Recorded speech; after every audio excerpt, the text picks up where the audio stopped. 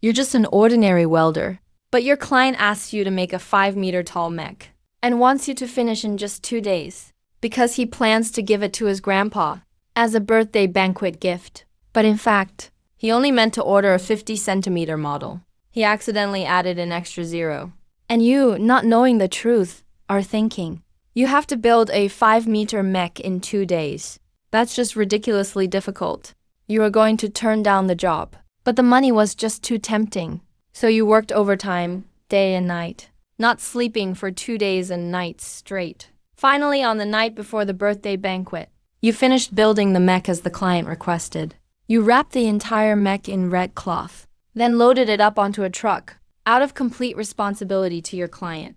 You didn't want anyone to see the birthday gift before delivery, not to be seen by anyone. So you drove the rented heavy-duty truck, hauling the tightly wrapped mech, and rolled out of your warehouse. An hour later, Yunding Manor, Nanshan District, Shanghai City, nestled on the mountainside. This place is the private estate of Wang Tianhao, a well-known entrepreneur in Shanghai, and also the venue for the 70th birthday celebration of his elderly father. At that moment, a heavy truck drove through the manor's gate. Pavilions, towers, waterfalls, flowing springs. The manor has it all. You have already parked the mech on the open space in front of the villa, still covered tightly with the red cloth. After 2 days and nights of hard work, the task is finally done. You'd better put your phone on silent and get a good sleep. Early the next morning, the whole manor starts buzzing with activity. Luxury cars arrive one after another at Yunding Manor. Business tycoons from Shanghai's commercial world come to offer their congratulations. The lunch banquet hasn't even started yet, and many guests with children are playing around the manor. They all notice a huge object covered in red cloth, placed on the open area in front of the villa. They just assume it's a birthday gift prepared by one of the elderly man's sons, so no one dares to touch it. As it draws near noon, 3 military vehicles drive into the manor and park in an open space. Soldiers from the front and rear vehicles get out first, fully armed. With a vigilant look, the guards are on alert in all directions. An elderly man then steps out of the middle armored car, striding steadily toward the villa. Old Wang, how are you late even to your own birthday celebration? Were you tinkering with something and lost track of time again? Upon hearing this familiar voice, Old Wang's cloudy eyes instantly lit up. You old blubbermouth.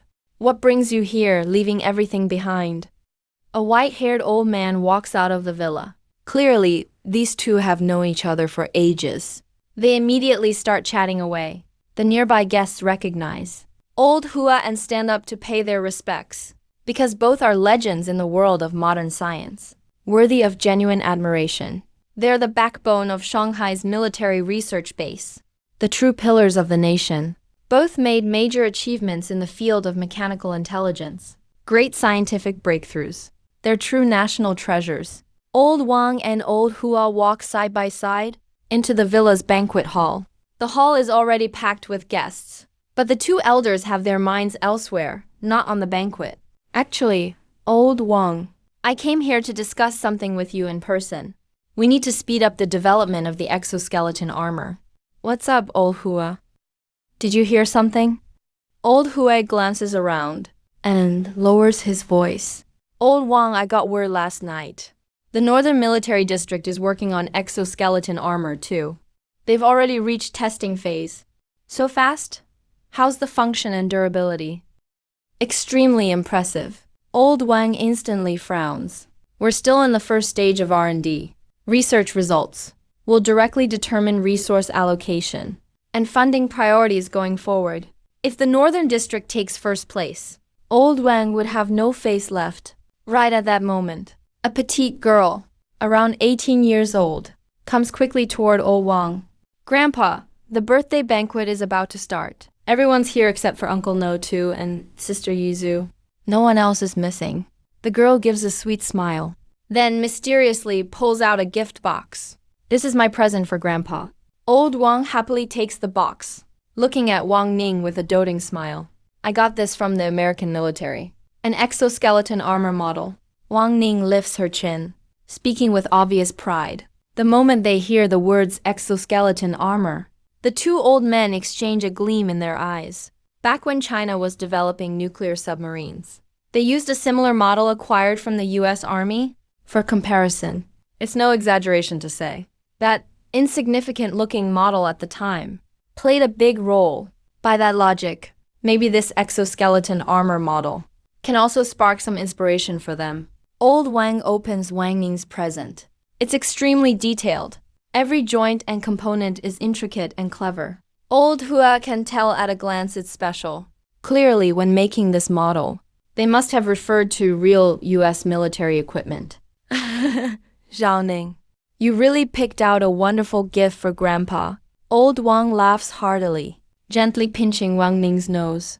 As long as Grandpa likes it. Hearing Grandpa's praise, Wang Ning looks even more proud. She takes out her phone and snaps a couple photos of the model, then posts them on her social media, still wanting more attention. She forwards them to Wang Yixu. While on her way to the banquet, Wang Yixu, looking at the messages on her phone, just smiles wryly. Wang Ning is the daughter of Yixu's uncle, just 2 months younger than her. They've compared everything since they were little, from school exams to piano competitions, even to how they dress. But Wang Ning has never actually won. Now she's even bragging about how much Grandpa likes her gift. Even birthday gifts are a competition. Wang Yixu doesn't mind, just laughs it off. What she cares about right now is whether the 50 centimeters mech she commissioned from you has actually arrived at the manor. She's called and messaged you, but you haven't responded. A little over 10 minutes later, Wang Tianhao and Wang Yixu finally arrived just in time for the banquet. Dad, I wish you happiness as immense as the Eastern Sea, and a long life like the southern mountain pines. Wang Tianhao presents the wild Chengbai ginseng. He spent a fortune to buy 200 years old. What's the use of this? Just like your elder brother always wasting money. Old Wang complains, but he's not really upset. After all, it's still a show of filial piety from his second son. How long has it been, Xiao Yixu? You and Zhao Ning are both beautiful young ladies now. Besides scientific research, old Wang only cares deeply about his 2 granddaughters. Seeing Wang Yixu, a smile appears on old Wang's face. Dad, do you still think she's just a little toddler? Hearing this, all the relatives and guests burst into laughter. Yixu, you prepared a gift for Grandpa too, right? Don't act all mysterious. Just take it out.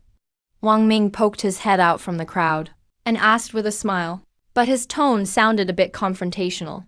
Yixu, I heard your dad say, you've got a really nice gift for Grandpa. Where is it? Grandpa, please wait a moment. Right now, I don't know where the gift is either. Wang Yixu looked a bit uneasy. Her face showed nothing but anxiety. She kept her head down, frantically typing on her phone, sending messages non-stop. Master Su, where are you?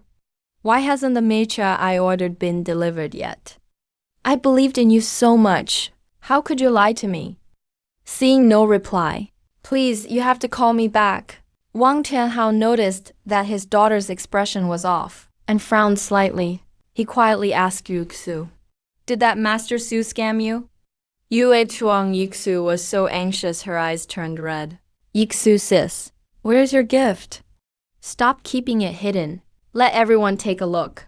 Wang Ling hurried over, grabbed Wang Yixu's arm, and urged her again. Wang Yixu's eyes were now brimming with tears, her face full of grievance. Tears were about to fall. She'd been scammed. How could she say that out loud? She was so embarrassed she could die. Only then did Wang Ming realize Wang Yixu really hadn't brought a gift. He felt overjoyed inside. Ever since they were kids, Wang Yixu's grades, her music, art, math competitions, everything. She always shone so bright. Today, she finally lost to him just this once. Wang Ling struggled to suppress her urge to laugh and pretended to show concern. Yixu sis, did you lose it? Don't worry, my 10-centimeter exoskeleton armor model. Let's just say it's from both of us. Grandpa will love it.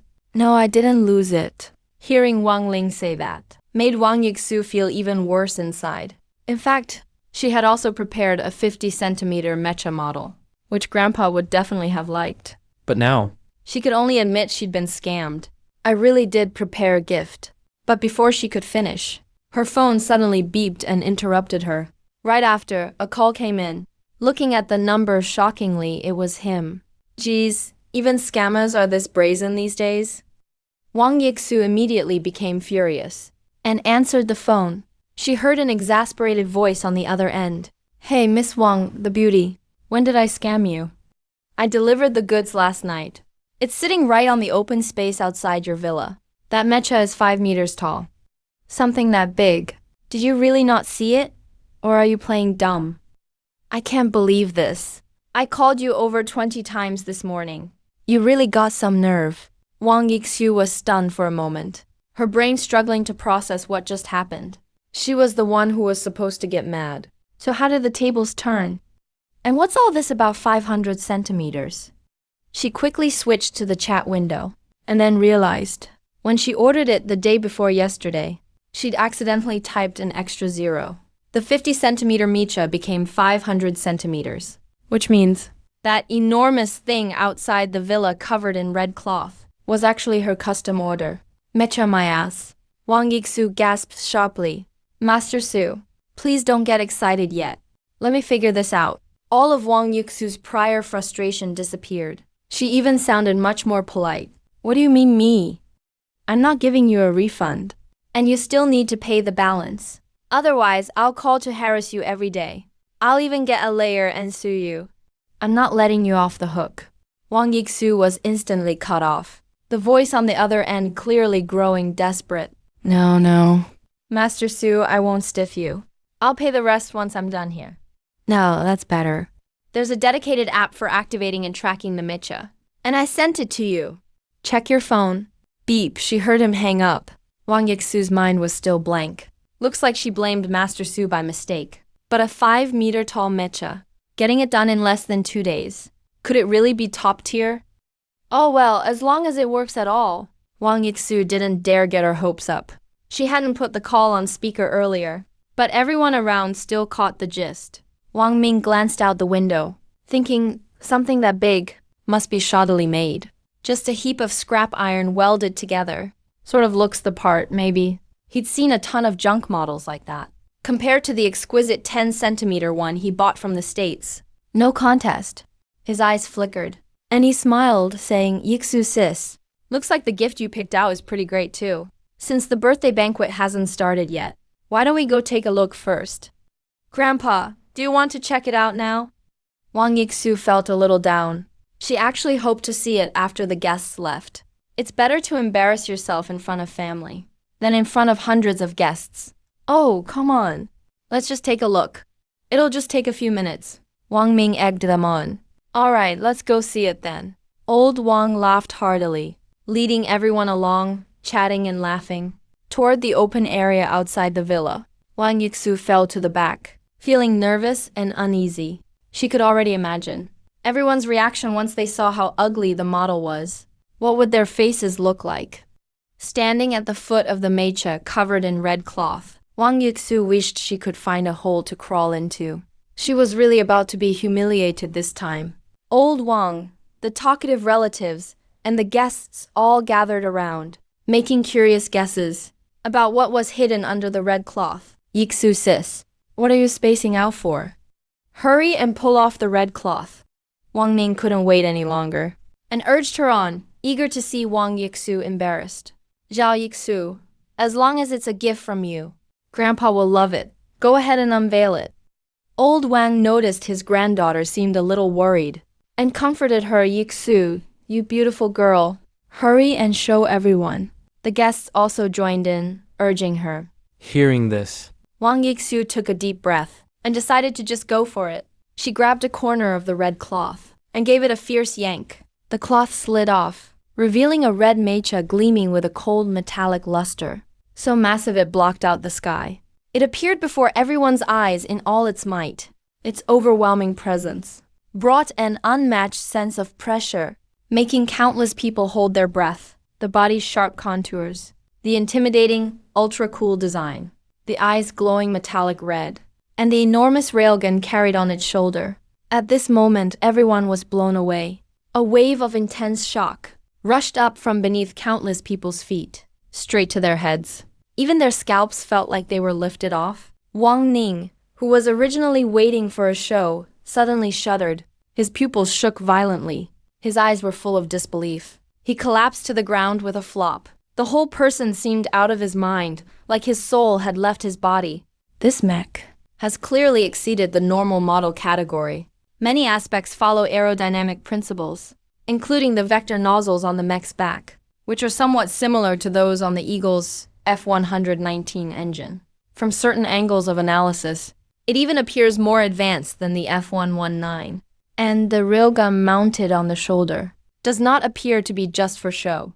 As veterans of the scientific community, they naturally noticed things others couldn't see. All around the mech, the crowd kept growing bigger. Even many servants of Yunding Manor and the banquet's chefs gathered around to join the excitement. This mech model looks so cool. Too bad, it's just a model. If it were a real mech, that'd be amazing. You never know, maybe it's the country's latest cutting-edge technological achievement. Come on, this thing is obviously fake. Just an empty shell painted to look impressive. Who says so?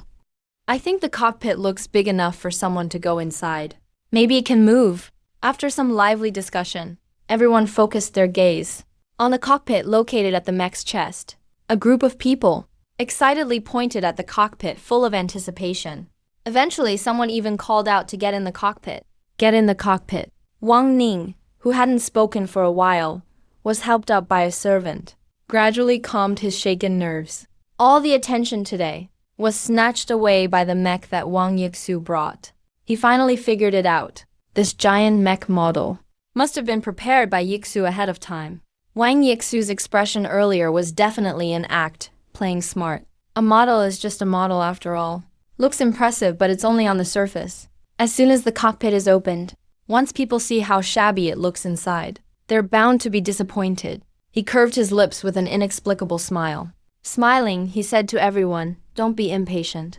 Yixu will definitely open the cockpit. She won't let you down." After speaking, he turned to look at Wang Yixu. "Right, Sister Yixu." The crowd got even louder after someone started coaxing. Wang Yixu had no choice but to bite the bullet and try. But the guests will probably be disappointed. Based on what Master Su said, it seems you can use a mobile app to control the mech with basic functions. She opened her phone, found the app package you sent, and installed it in one tap. As Wang Yixu launched the app program, the startup screen unfolded. Right after that, there was a series of mechanical lock sounds inside the mech. The crowd around was so startled they all stepped back. 2 steps, visibly nervous. Utterly terrified, Wang Ming sneered coldly, whispered. She even installed sound effects. Just to show off, she really put in the effort. "Xiao Yix, be careful." Old Wang clearly felt something was off. That kind of mechanical, physical lock sound was very similar to the sounds he heard while researching exoskeleton armor. Basically the same kind of sound. Wang Yixu swiped her finger across the interface. Noticed only the start button could be operated. There was no open cockpit command. She held her breath and gently tapped the start button. A crisp notification sound rang out, suddenly exploded above everyone's heads. In the silence, the mech's eyes glowed bright red. Right after that, a mechanical voice sounded from within the mech. Driving authority confirmed. Coolant injection completed. Mini light energy engine startup completed. Phased vibrational sensing system started. Tiantian 1 mech activates for the first time. Successfully scanned the pilot. The mech's eyes lowered. A red light confirmed Wang Yixu's position. Then its arm reached toward her. Half pulled, half lifted her to the chest area. She was so nervous. Her phone accidentally fell below. A hissing sound as the airlock opened. Before Wang Yixu even reacted, she was sent into the cockpit. The hatch closed.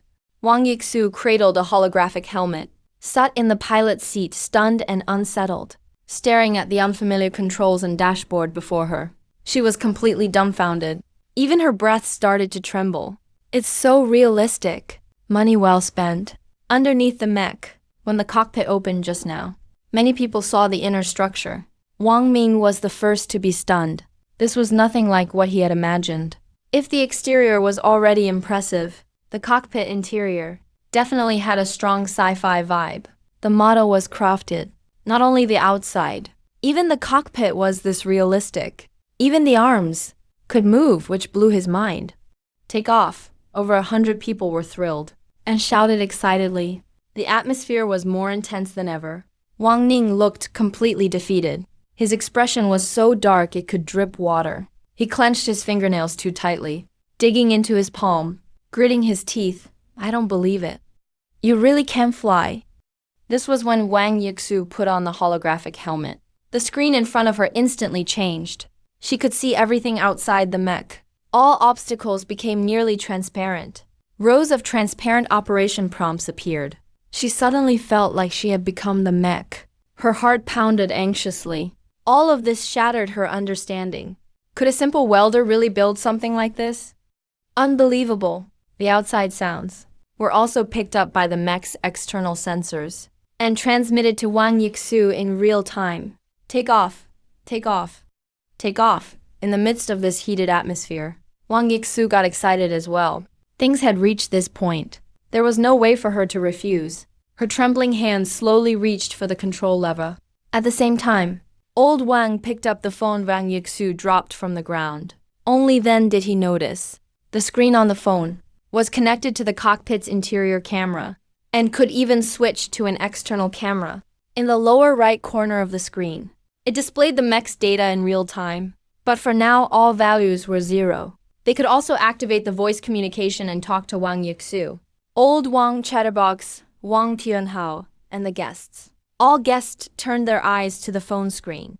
When old Wang figured out what was displaying on the phone screen, Wang Yixu had already gripped the lever tightly, with everyone watching. Her thumb. She slammed her hand down on the ascent button at the end of the joystick. Dada. Mission accomplished. Wang Yixu broke out into a carefree smile, facing the cockpit's internal camera. She flashed a sweet smile. She already knew that outsiders could see inside through their phones. If you said this mech could really fly, she definitely wouldn't believe it. Reaching this level was already impressive enough. Getting to experience this highly realistic mech piloting, she felt totally satisfied. From outside, people heard through their phones Wang Yixu shouting that the mission was over. They still felt a little unsatisfied. At the same time, they were jealous that Wang Yixu could get inside the cockpit and experience it firsthand, even though everyone hoped the mech could really fly. Rationally, everyone knew it was impossible.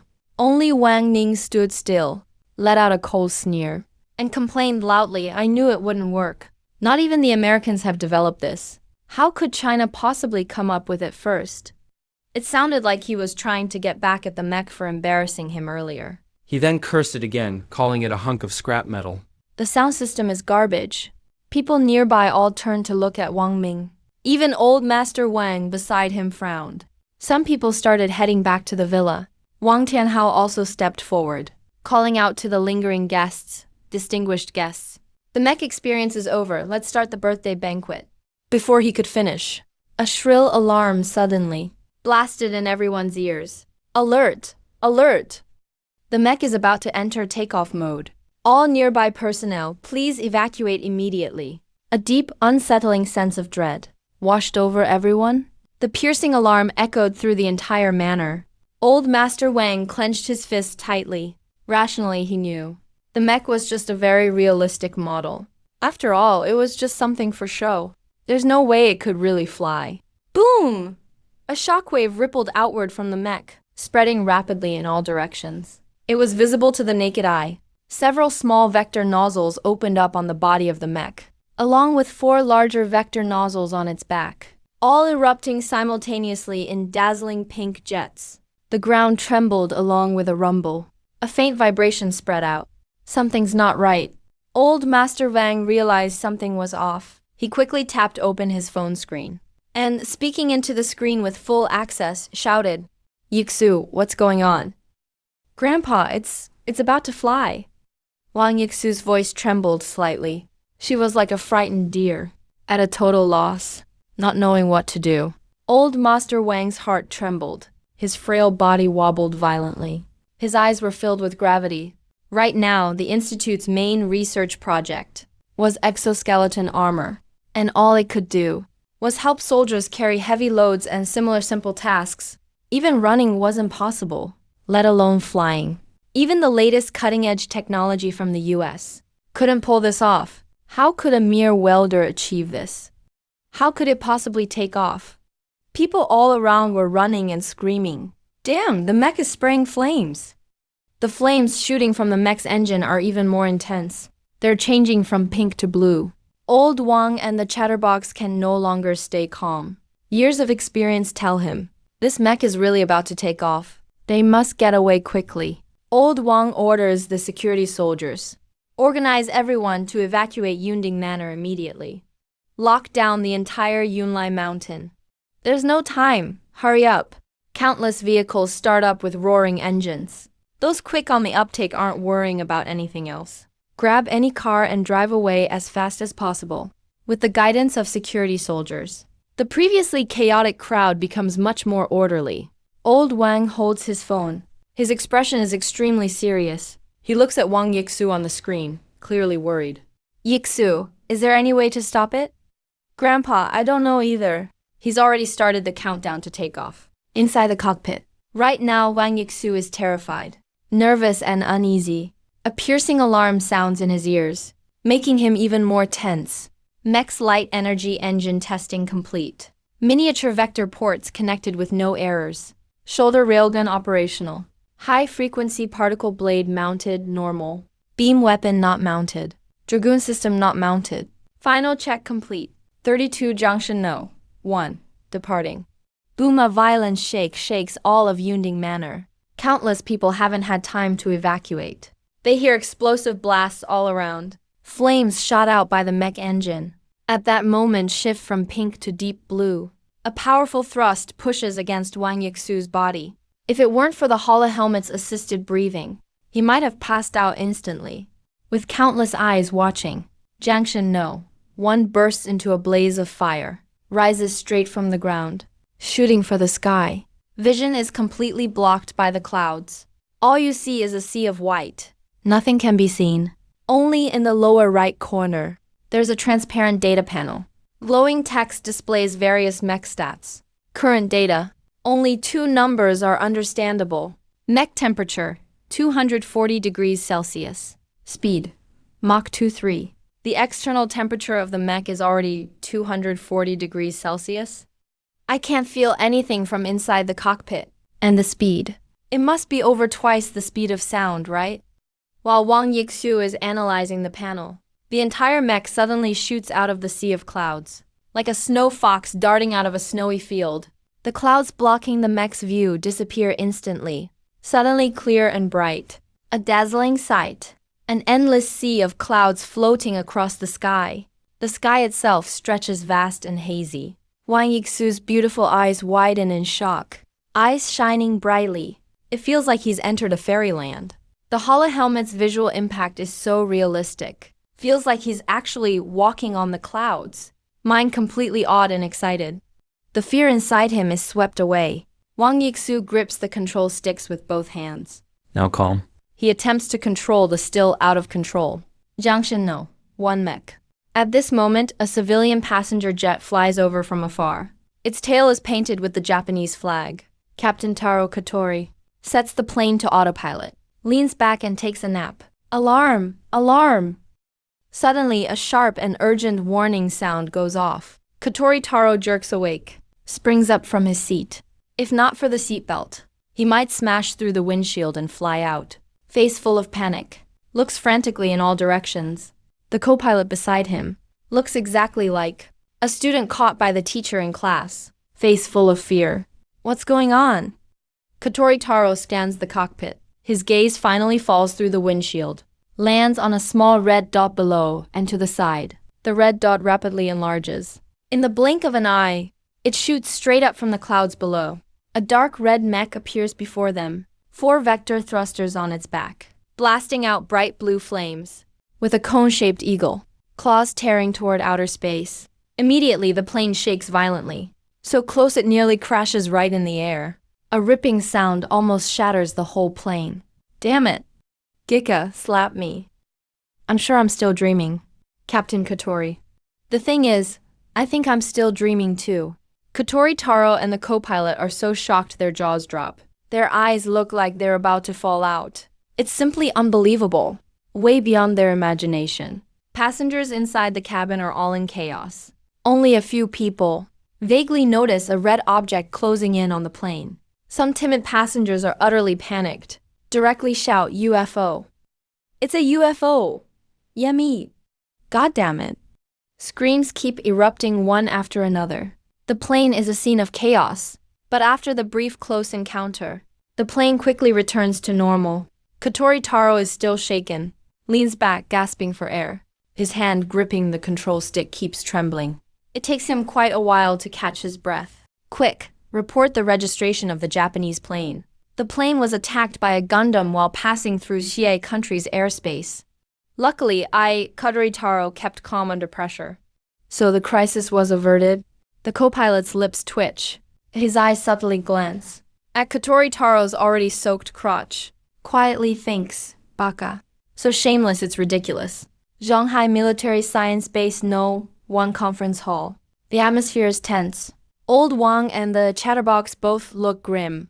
The team led by computer genius Tong Yao, dozens of experts in communications and computing, are all gathered there, and still can't crack the AP on Wang Yixu's phone.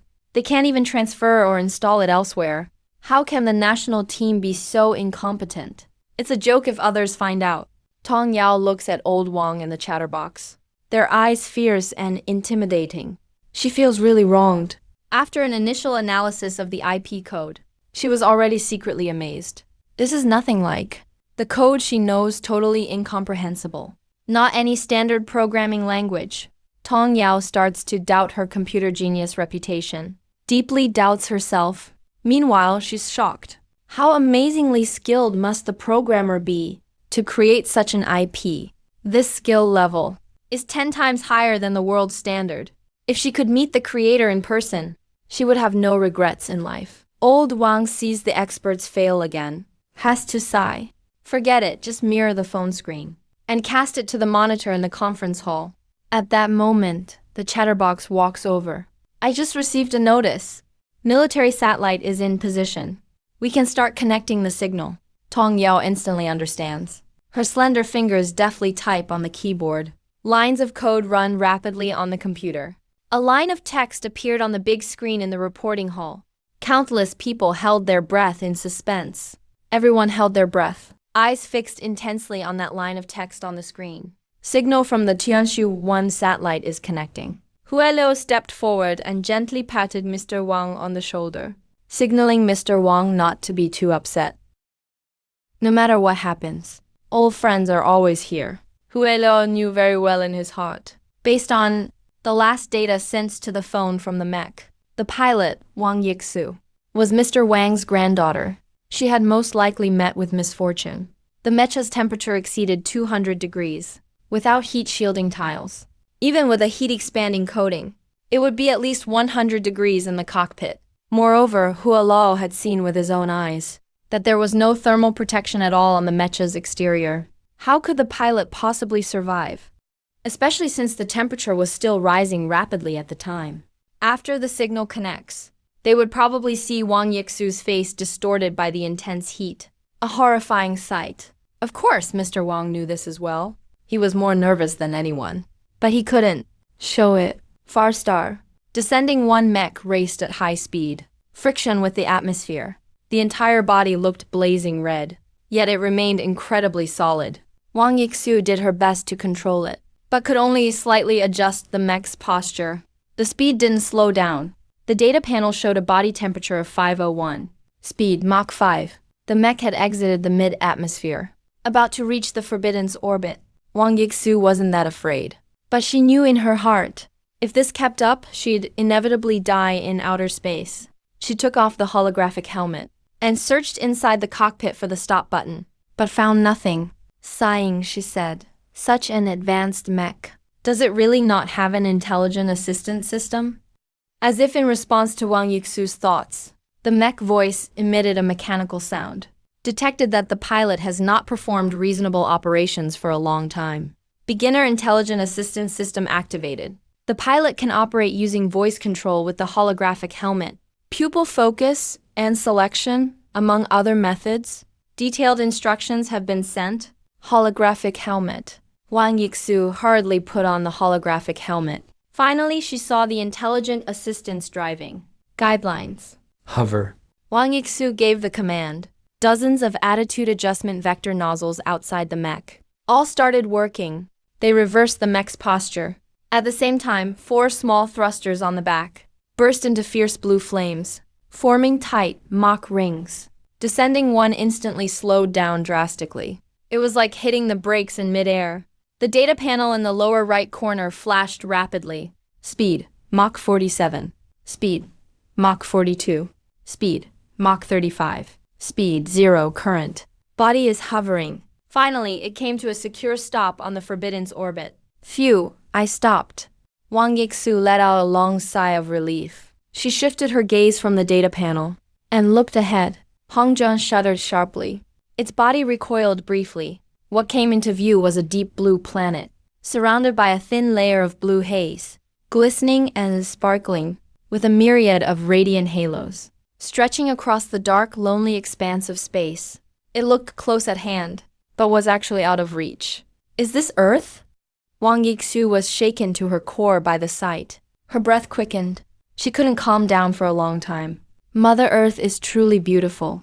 She was utterly mesmerized, without noticing that on the transparent function panel at the lower left corner of her holographic helmet, a small megaphone icon had been flashing for over 10 minutes.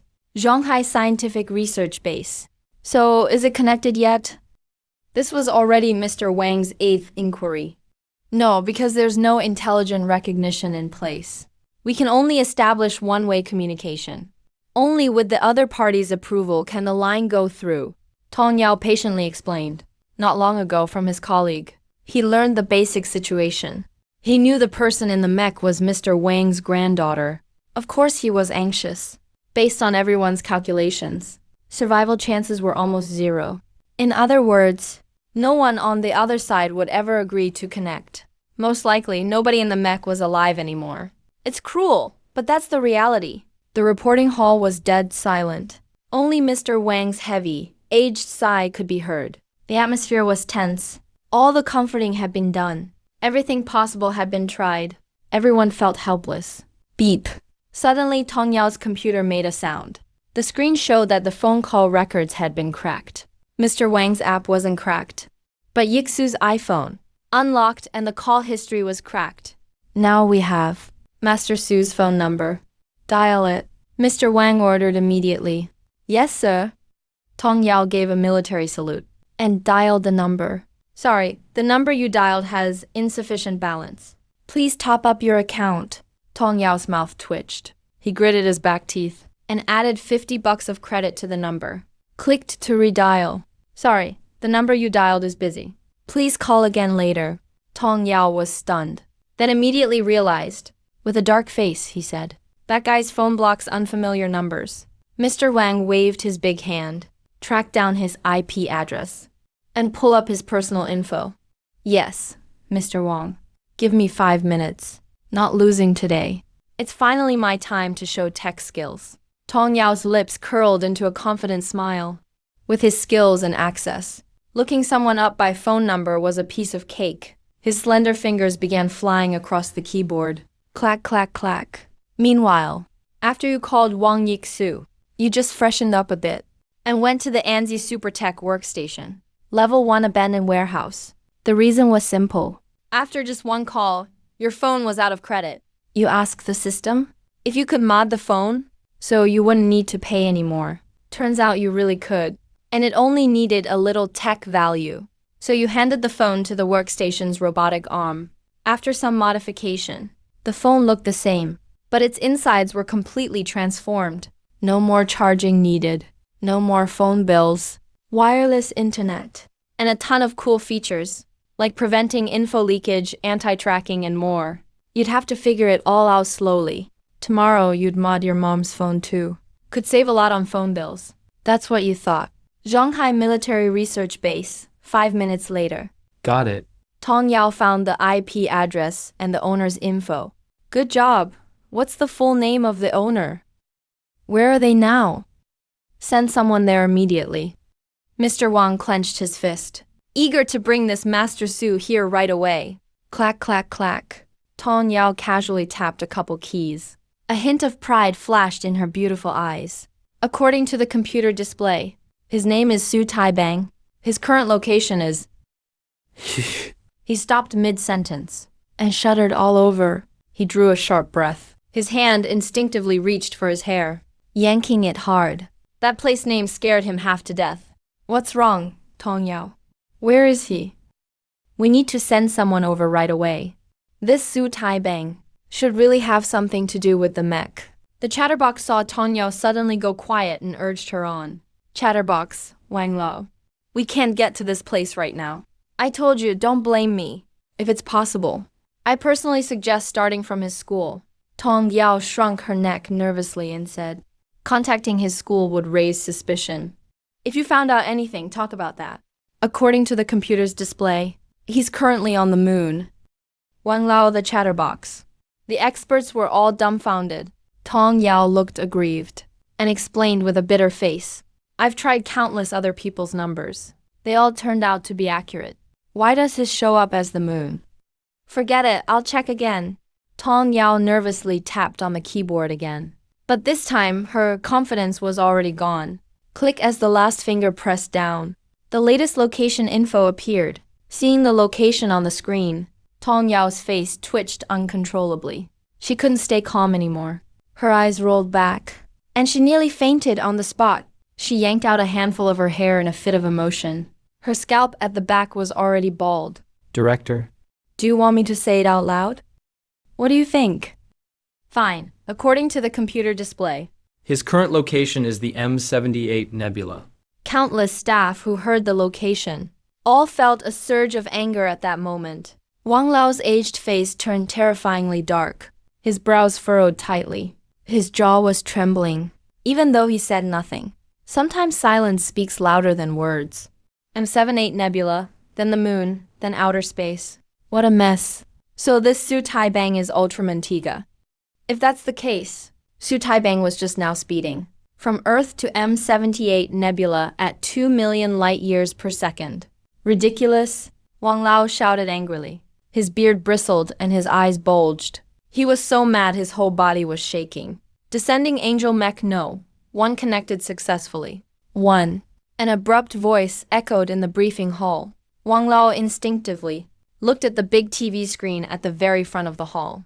In the boundless starry sky, a blue planet appeared before everyone's eyes, so massive it almost filled the screen's edge, shining with a crystal-clear white halo. Glorious and stunning, absolutely breathtaking. Such a deep and majestic view made everyone hold their breath in awe. All the earlier unpleasantness vanished instantly. After a brief moment of daze, Wang Lao, through the holographic helmet's reflection, vaguely glimpsed his granddaughter Wang Yixu's fair, delicate face. Thank God, Yixu is okay. Thank goodness. Grandpa, can you hear me? I just noticed your call request.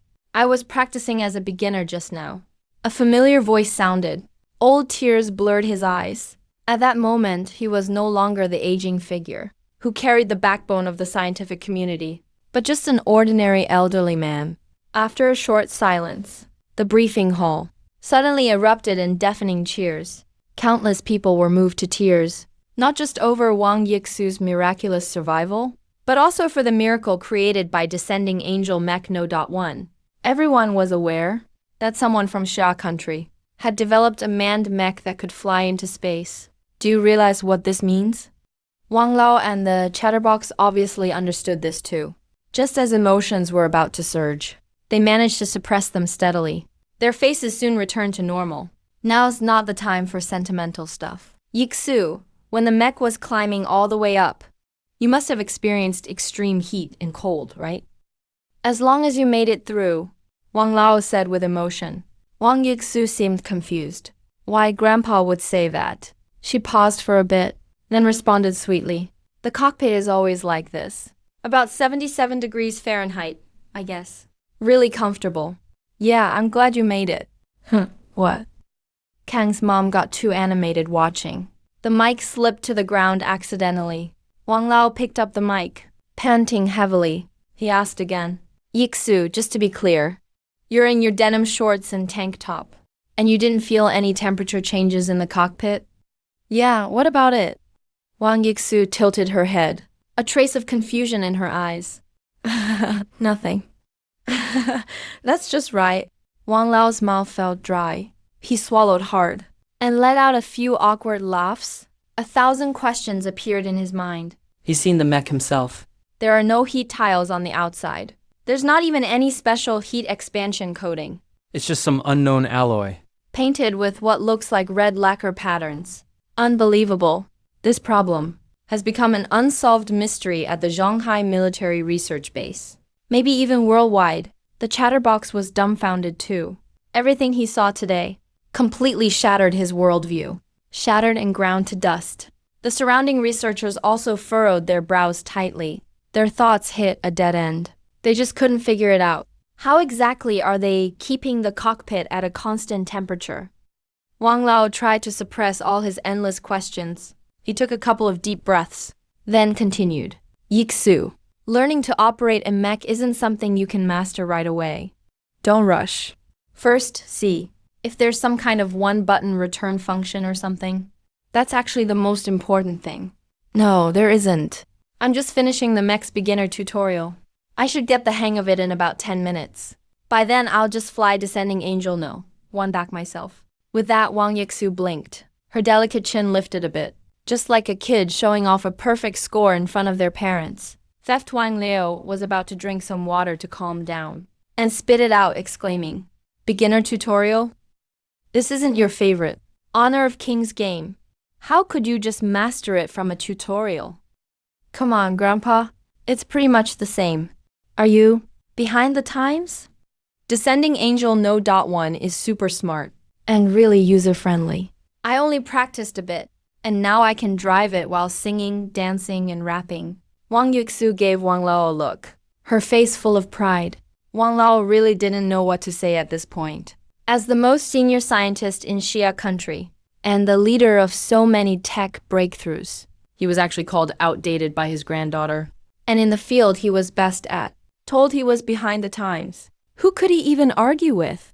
And also, what the heck is this beginner tutorial? How can a regular girl drive a mech after just going through it? Are you kidding me? He felt like he was suffocating. He needed a few puffs of oxygen to stay alive. His blood pressure was swinging up and down. He couldn't take it anymore. It was like being on a roller coaster. At this moment, Tong Yao, who was nearby, noticed that Mr. Wang's face didn't look too good. She quickly brought over the emergency medical oxygen tank and inserted the nasal cannula into Mr. Wang's nostrils. Only then did Mr. Wang let out a long sigh of relief. Little Yixu, can you check the mech's fuel?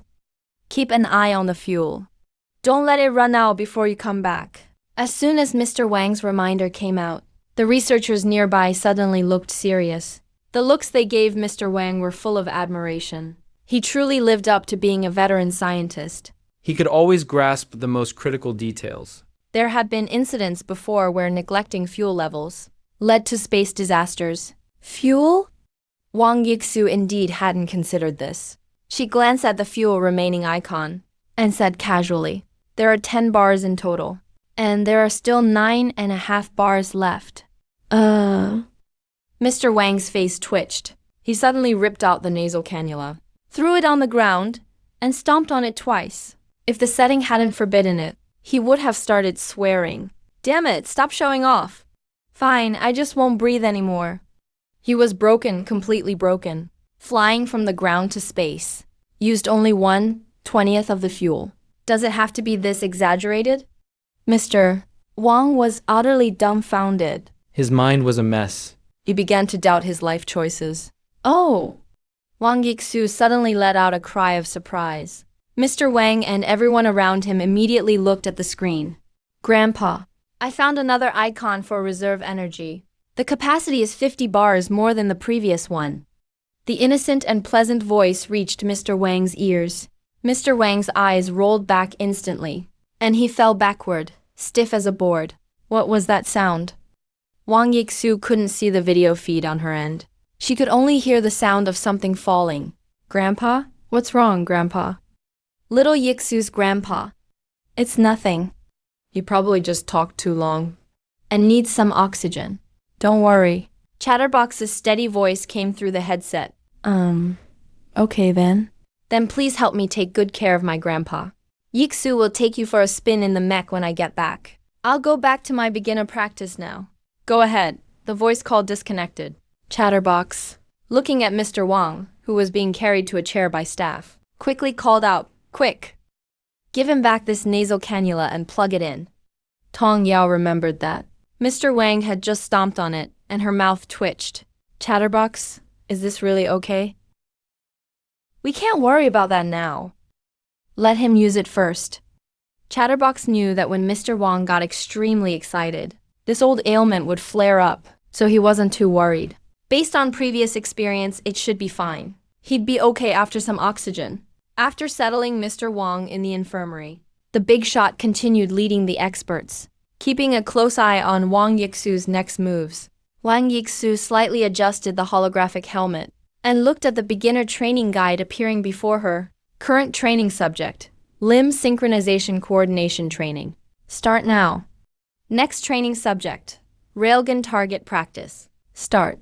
She clenched her fair little fists, a flash of determination in her eyes. Less than 100 kilometers away, the Eagle space station, the cross-shaped space station, floated in low Earth orbit. Asterisk click. Asterisk. The hatch of the docking module made a slight sound. Megan, wearing a white spacesuit, poked half of her body out, looking at the vast, boundless, and magnificent galaxy before her. She was deeply shaken. Megan, don't block the door. Hurry up and get out. Andre gave Megan a gentle push from behind. Only then did Megan carefully overcome the weightless state, holding the handle as she floated outside the module. This was their 27th spacewalk mission. Though called a spacewalk, it was actually just to let the astronauts get some air. Staying in the living module all day would make anyone go crazy. The two of them hooked up their safety ropes and leaned against the outer wall of the docking module, admiring the beautiful space scenery. At that moment, Megan suddenly pointed to a small red dot in the distance. What is that thing? It wasn't there before, right? Probably a satellite just launched by the Russians or the Chinese. Don't worry about it. But why do I feel like it's dancing? Megan stared intently into the distance, frowning. Andre looked in the direction Megan was pointing, and his scalp instantly went numb. Vaguely visible was a humanoid red mechanical entity, striking various poses. Andre even thought of a certain celebrity in overalls with a center part. It was simply sensational. The two looked at each other, both seeing the terror in each other's eyes. By the time they looked again, the red humanoid mechanical entity had stopped moving. Andre then breathed a sigh of relief. It's probably just a normal satellite. Maybe we just saw it wrong because of the perspective. Megan also relaxed. Just then, one after another, two streaks of red fire shot out from the shoulders of the red humanoid mechanical entity. They trailed two straight paths past them, rushing toward geostationary orbit. Andre was terrified, his body shivering violently. When he turned back, he saw two massive explosions in deep space. Two dragonfly-shaped satellites were instantly blown to smithereens. Under the pull of gravity, they plummeted toward the atmosphere. What the hell? Oh my God, this is... What happened? Andre was completely stunned, his brain short-circuiting. Beside him, Megan's pupils dilated in shock. Her eyes kept rolling back. She was almost fainting. Her jaw trembled uncontrollably. After her upper and lower teeth slammed together violently, even her gums were bruised. What was that? This is terrifying. A long time later, the two of them finally caught their breath through the respirators. Simultaneously, they screamed, "Mommy! This is bad. Aliens are attacking Earth. Quick, we have to report this to NASA immediately. Earth might be destroyed. This is ridiculous." At the Eagle Aerospace Bureau building, 3-star General Paul slammed his palm on the desk. Fire seemed to be spitting from his eyes. Andre and Megan. Those two must have gone crazy out in space. How can there be aliens in this world? This must be a conspiracy. Contact them immediately. Contact the researchers on Puerto Rico. Use the over-the-horizon radio telescope. See what that big red thing actually is. When Paul got angry, everyone else had to walk on eggshells. A few minutes later, several fresh photos were laid out on Paul's desk. The photos were very blurry, but it didn't stop them from recognizing that this was indeed a real mech. Paul's face was so grim it looked like it could drip ink. His eyes were full of resistance, with a deep shock lingering in them. Unable to dissipate for a long time, things have gotten serious. It wasn't an alien they photographed, but something just as terrifying, being able to develop a mech and taking out 2 satellites with 2 shots a few minutes ago. This level of technology surpassed current cutting-edge tech by more than tenfold. If this thing wanted to destroy the space station, it would be a trivial matter. Effortless. Even if it wanted to fire that strange cannon from space and accurately hit the White House, it could happen. The more I think about it, the scarier it feels. Paul just felt the chill under his feet grow even stronger. It crept up his thighs and crawled along his back, making him shiver uncontrollably. No way, if something else goes wrong, it'll really blow up. This problem has to be handed off to the higher-ups. With that thought, Paul decisively picked up the phone on the desk and dialed out. Beep, this is the office of the Secretary of Defense. May I ask who is calling? What can I do for you? On the other end of the line came the rather indifferent voice of a woman. This is Paul from NASA. I have an SS-level urgent military report. Please connect me to General Austin. Certainly, please hold. Shanghai is a research base. Professor Wang is still in the West. Most of the time, the chatterbox is watching through the big screen display, keeping an eye on Wang Yixu's actions. When he saw Wang Yixu seemingly finishing the beginner's training, the chatterbox asked little Yixu, "How does it feel?" "I really can operate it at a basic level now." "Hey, naughty grandpa. You're so naggy. Didn't I just say it a moment ago? Once I've finished the beginner training, I can pilot Descent 1 at a basic level." The little girl actually got annoyed. The chatterbox couldn't hide his delight. He stroked his beard with a smile. Suddenly something occurred to him, and he continued asking, "By the way, just now I saw you piloting the Mecha to attack something way off in the distance. You mean the shoulder railgun?" "I just picked 2 spots at random to practice target shooting." "What? Target shooting in outer space?" The chatterbox's eyes widened instantly. He swallowed hard. Even though he'd already been shocked numb today, he was still stunned. The power of the Descent 1 Mecha had already surpassed his understanding. With this thing, Xia's technology is sure to leap forward. Being a tech powerhouse is no empty slogan. Suddenly, the chatterbox felt like something was off. "Hey, kiddo. You said you randomly shot at 2 spots. But where did the targets come from?"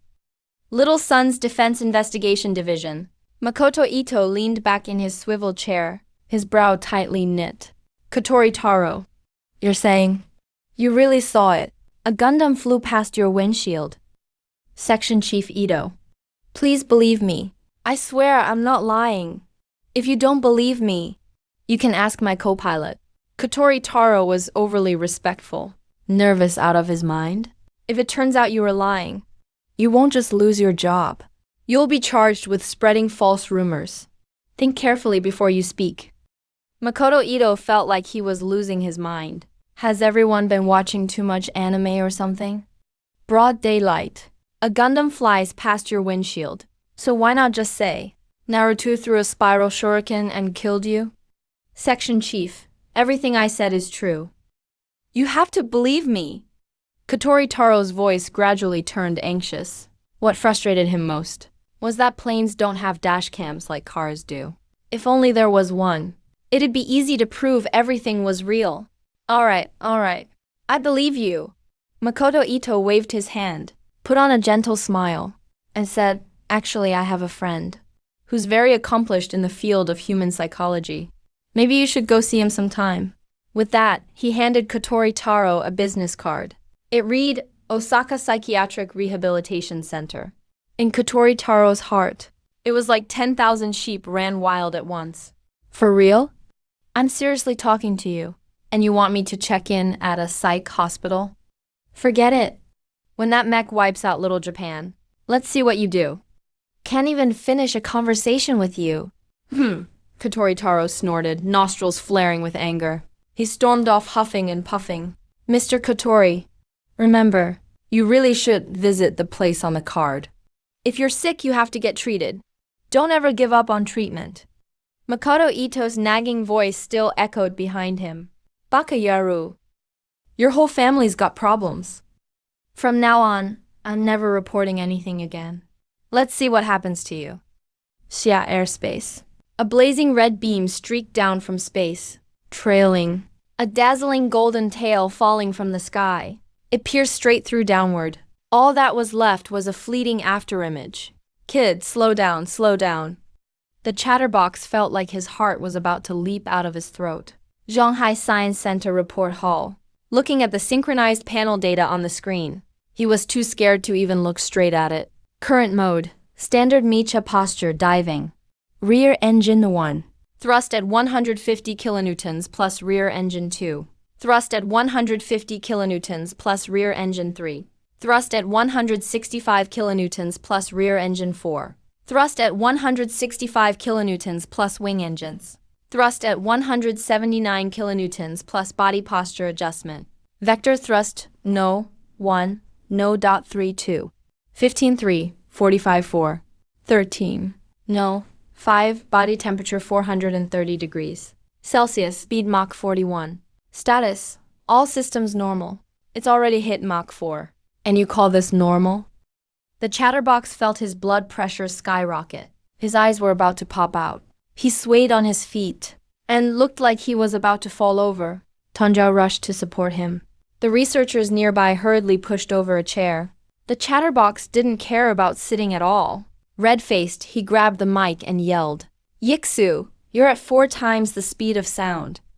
Slow it down. At this rate, you'll punch a hole in the Earth's crust." His old voice was about to break. But Wang Yixu was losing her patience. She even thought she could go faster. She really wanted to get back and check on her grandpa on oxygen. "Grandpa Hua, I'm fine, don't worry. I'll talk to you later. I'm hanging up." Suddenly, the screen turned to static. Both the audio and video signal were cut off. The other side had disconnected unilaterally. The chatterbox looked at Tanjao, hoping for a miracle. But before he could speak, Tanjao cut in. "Chatterbox, it's not my technical skills. But one-sided connections just won't work. There's no point trying. The chatterbox, the Mecha's data panel shows everything is normal. Don't worry." A researcher next to him also tried to reassure him. "Well, guess that's all we can do." The chatterbox shook his head helplessly. The reason he was so careful mainly was that if anything happened to Wang Yixu, old Wang would go nuts on him. Plus, the advanced tech in this Mecha probably leads the current world by decades. As long as the Mecha returns safely, they can disassemble it and study its advanced technologies. Then, Xia's science and tech will really leap forward. After being bullied by Britain and the Western powers for so many years, how could we possibly swallow this humiliation? Now the opportunity is right in front of us. Even if it means death, I have to seize it. A thick layer of dark clouds covered the sky, blocking out the sun, pressing down extremely low. No sign of the sun at noon. Crackle. A golden bolt of lightning snaked from one end of the clouds to the other. The entire cloud layer carried an unsettling sensation. Bang, a muffled sound echoed. A fiery red mech suddenly shot out from the clouds, punching a hole through the dark clouds. Arcs of electricity seemed to be drawn toward it, instantly darting toward the mech. But the mech was too fast. In the blink of an eye, it disappeared near the clouds. The lightning just couldn't catch up. If lightning had emotions, it would definitely be baffled. What the hell was that thing? It doesn't even make sense. Wang Yixu casually stretched his arms. Piloting at this intensity for so long was making him a bit drowsy. Luckily, he'd be there soon. He glanced over the data. Panel shows body temperature, 590 degrees Celsius. Speed, Mach 57. That was the only stat he could understand. 5.7 and still increasing. That shouldn't be slow, right? Actually, it could go even faster. Above the standard piloting mode, there are 2 more modes, Master and King. But even with the special protection field in the cockpit, He could barely handle the intense G-forces. He had a hunch. This is nowhere near the mech's limit. Unless his physical abilities were 10 times stronger, then he could truly unleash the mech's power. Just as the mech, trailing a dazzling tail, dove toward the ground, suddenly a blip appeared on the air defense radar. At Zhonghai Military Science Research Base, a rapid air raid siren sounded. Alert! Alert! The phased array radar system detects an unknown intercontinental ballistic missile attack, possibly carrying a nuclear warhead. All personnel please. Seek shelter in civil defense facilities within 3 minutes. Disaster strikes. Countdown begins. Songgetovani. Songsua Song DSNIFF. Sharp air raid sirens blared across the entire Shanghai sky. Government office workers and street vendors all stopped at that moment. Everyone froze, panic set in. Official forces quickly mobilized. As many lives as can be saved in 3 minutes will be. All civil defense facilities were activated. Subway stations that people usually overlooked became the destination everyone rushed to. It was a race between life and time. Inside the military research base, the moment the air raid siren went off, the chatterbox jumped up from his chair. His aged eyes Suddenly burst forth with a sharp light. His once cloudy pupils instantly became crystal clear. In this critical moment, he was the backbone. Absolutely cannot panic. Right away. Connect the landline to the base's air defense division. Ring. Chief, something bad has happened. Radar shows the base is locked onto by an enemy ICBM.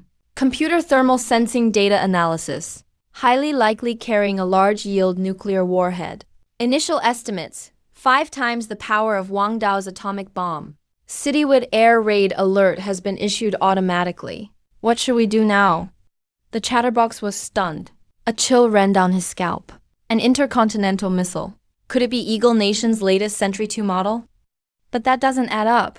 Would they really dare to start a war leading directly to destruction? Besides, if it came from Eagle Nation or Bear Country, our airspace early warning should have picked it up long before. No, something doesn't feel right. It's like a step is missing. Hearing the silence from the chatterbox on the other end, the person spoke up. The chatterbox didn't have time to think further. There were only 2 minutes left on the disaster countdown. You should get to the air raid shelter quickly. We can afford to sacrifice. You're the backbone of our country. You cannot be lost. We're begging you. Not just over the phone. Even the other researchers nearby all rushed over to pull the chatterbox away. If they had to carry him, they'd carry this 70-year-old into the shelter if necessary. Chatterbox. A familiar voice rang out. At this point, Mr. Wang, who'd been on oxygen for a while, had finally recovered quite a bit. He walked over quickly. The chatterbox's eyes lit up. The newcomer arrived just in time. Mr. Wang, you know the situation. Any guesses? Oh, there's no need to guess. It's definitely the mech coming back. Huh? Countless people were stunned.